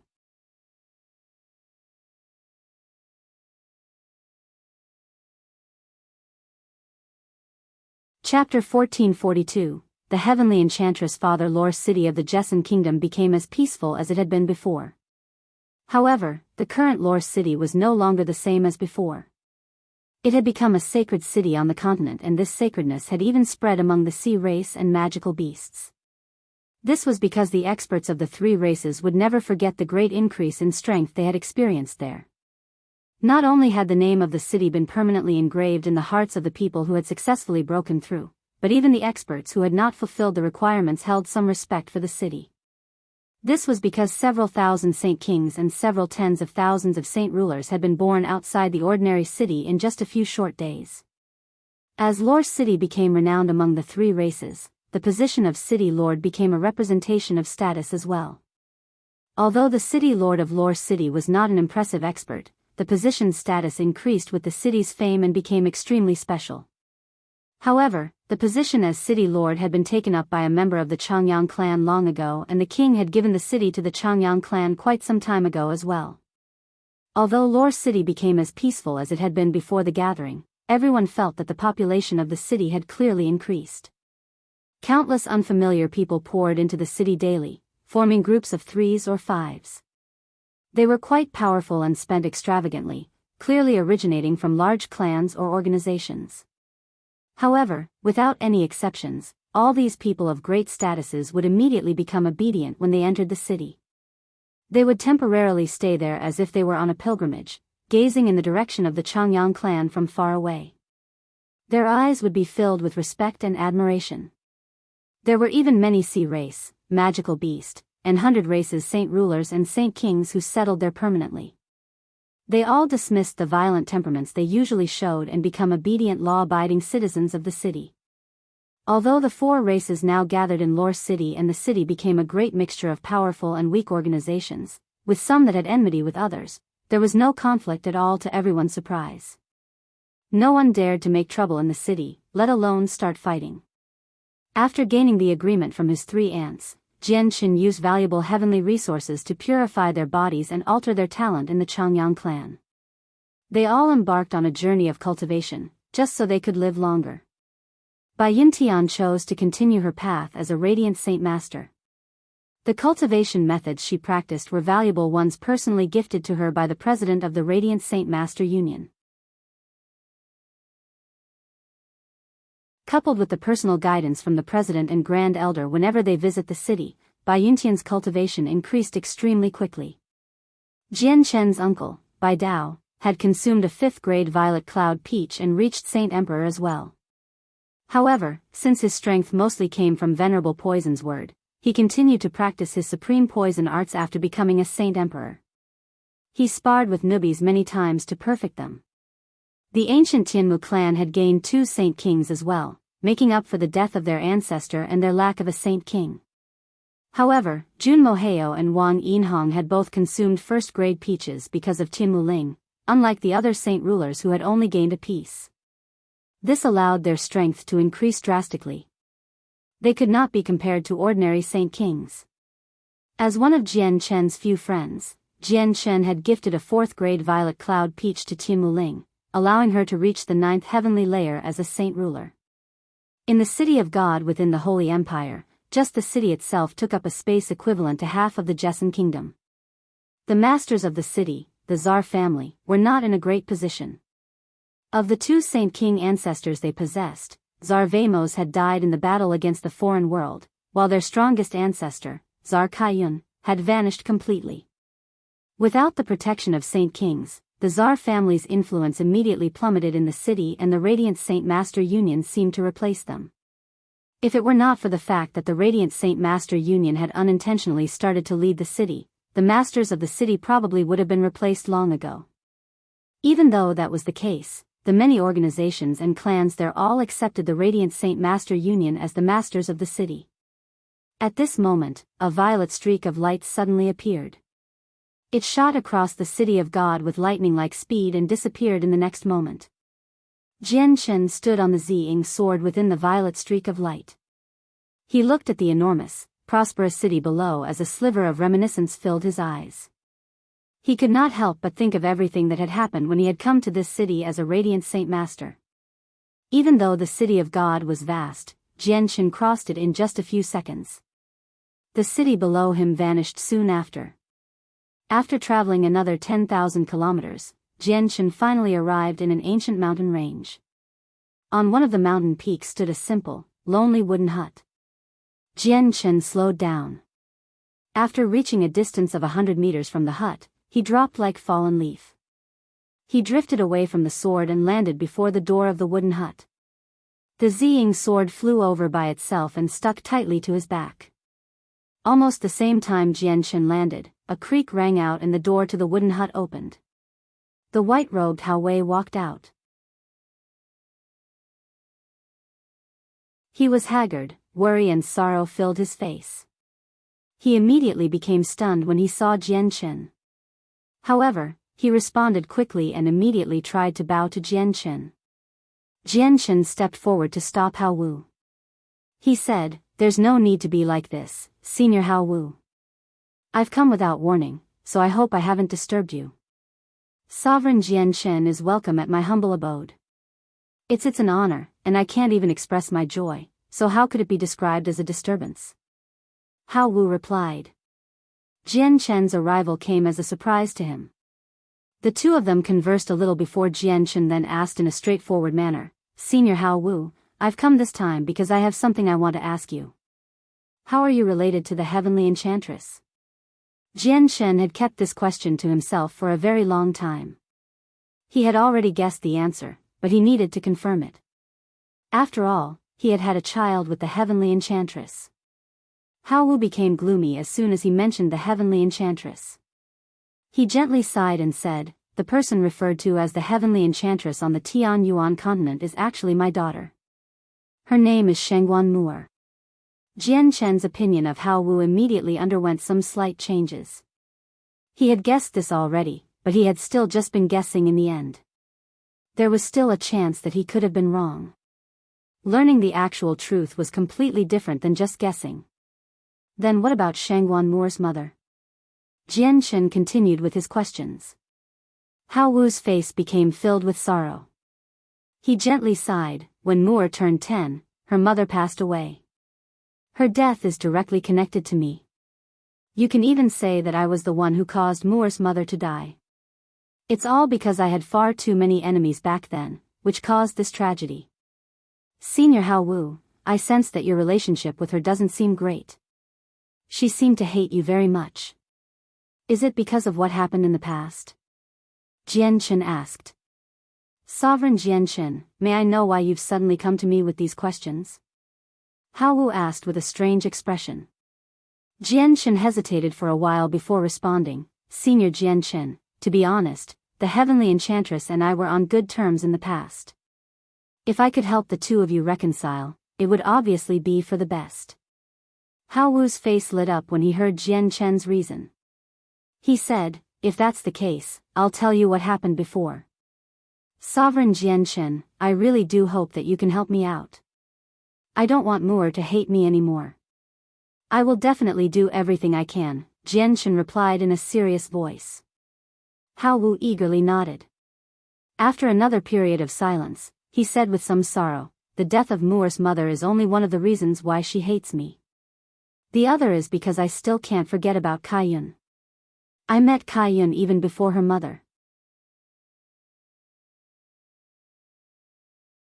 Back then, if it were not for the objections of Tsayin's seniors, we would have married and I wouldn't have met Moor's mother. It's just a pity that I was just a mercenary back then, without any background, while Kaiyun was the treasured daughter of the Tsar family. The tremendous difference in our statuses became the obstacle that prevented me from being with Kaiyun. After that, I met Moor's mother. At that time, I was just a mercenary.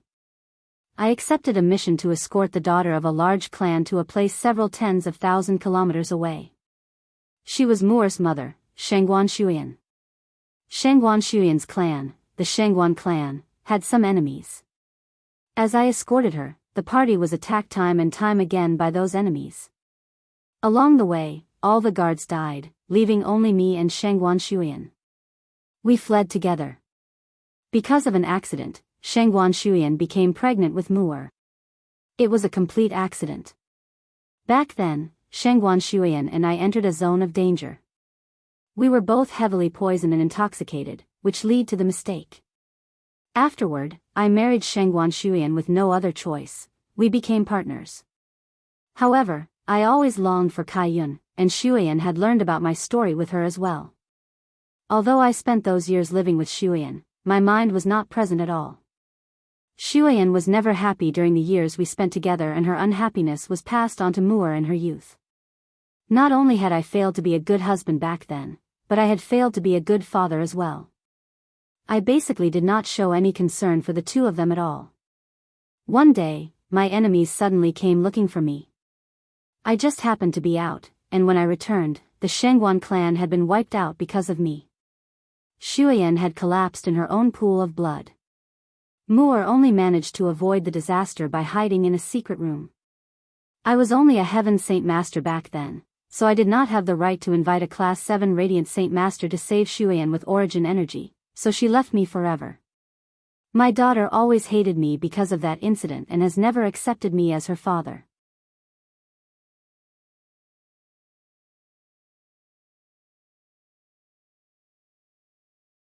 Chapter 1443, Visiting the 100 Races. Hao Wu slowly narrated what he had gone through to Jian-Chen.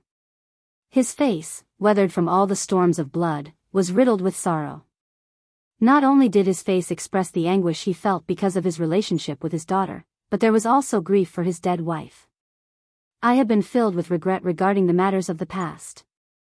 If I could return to the past, if the heavens gave me this opportunity, I would give up everything without any hesitation just so I could properly look after Shuyan and Moor, to show them love and make up for my mistakes back then, Hao Wu said painfully. Jian-Chen stared at Hao Wu with mixed feelings. He understood why the Heavenly Enchantress and Hao Wu's relationship had become like this after learning about Hao Wu's past. Basically everything was because of Hao Wu's mistakes. After a period of silence, Jian-Chen looked at the wooden hut behind Hao Wu. He said, "And what will you do regarding Zartsayan's matter?" Kaiyun, Hao Wu murmured softly before looking at the wooden hut behind him.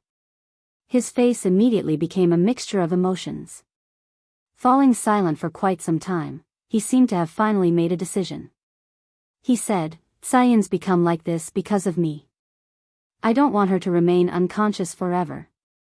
I wish Kaiyun will wake up. If Muir can forgive me, then I'll leave Kaiyun once she does wake up and never see her again." Hao Wu's voice trembled quite a lot near the end. When he said those last words, his face was completely pale and his heart ached as if it was being stabbed by a needle. Jian Chen sighed inside. He knew that Hao Wu was deeply in love with Kaiyun, but even Jian Chen could not comment on this complicated situation.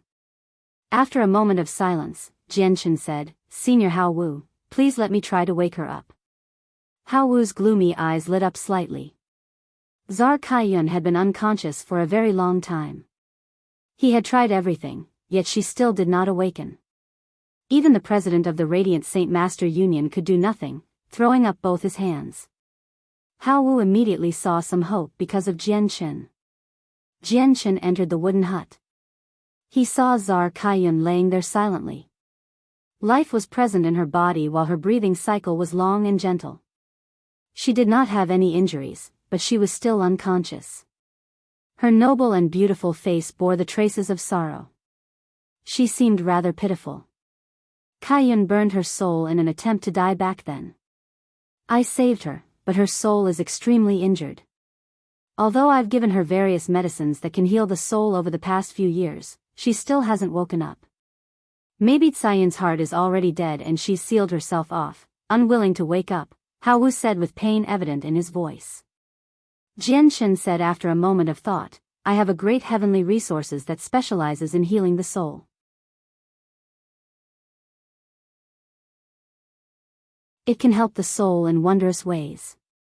I can try it and see if she wakes up or not." Injuries to the soul were the most difficult matters to deal with. Even Jian Chen did not have many methods to deal with them. All he could do was use a heavenly resource that targeted injuries to the soul.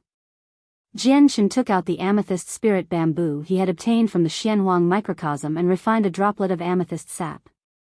A unique fragrance immediately filled the hut. From a single breath, Hao Wu felt his mind clear up and become free. It was as if his soul had become more consolidated. Hao Wu was extremely shocked. He stared fixedly at the droplet of sap and his breathing became ragged. He knew for sure that this was a fantastic heavenly resource for healing the soul. He could not help but feel even more confident that Zar Kaiyun would wake up again. Jian Chen dropped the sap onto Zar Tsayan's forehead. As soon as it came into contact with her, it silently dissolved, seeping into Zar Tsayan's soul. Very soon, Zar Tsayan's expression changed. The residual sorrow on her face gradually vanished, before being replaced by peace. Like a sleeping beauty, she lay there silently with her eyes closed. Jian Chen and Hao Wu stood before the bed as they stared at her. Using the amethyst spiritual bamboo was Jian Chen's only method of waking her up. If even that did not work, he would have nothing left to use. Hao Wu was extremely nervous. He knew how valuable the drop of sap was. With his experience and knowledge, he could tell with a single glance that it was an extremely valuable heavenly resources, something that belonged to legends of the continent. If even something from a legend was unable to wake her up, he would be out of ideas as well. Time passed quietly in silence, 2 hours. 4 hours, half a day passed very quickly. Zar Kaiyun still did not show any signs of waking up. "Kaiyun, you have to wake up. You have to wake up," Hao Wu murmured as he clenched Zar Tsayan's hand. This was his last hope. A day later, Zar Kaiyun remained unconscious. Jian Chen could not help but sigh. He knew that the amethyst spiritual bamboo could not help her anymore. The injuries of her soul had already been healed by the drop of sap. Her current state had nothing to do with the injuries she had experienced anymore.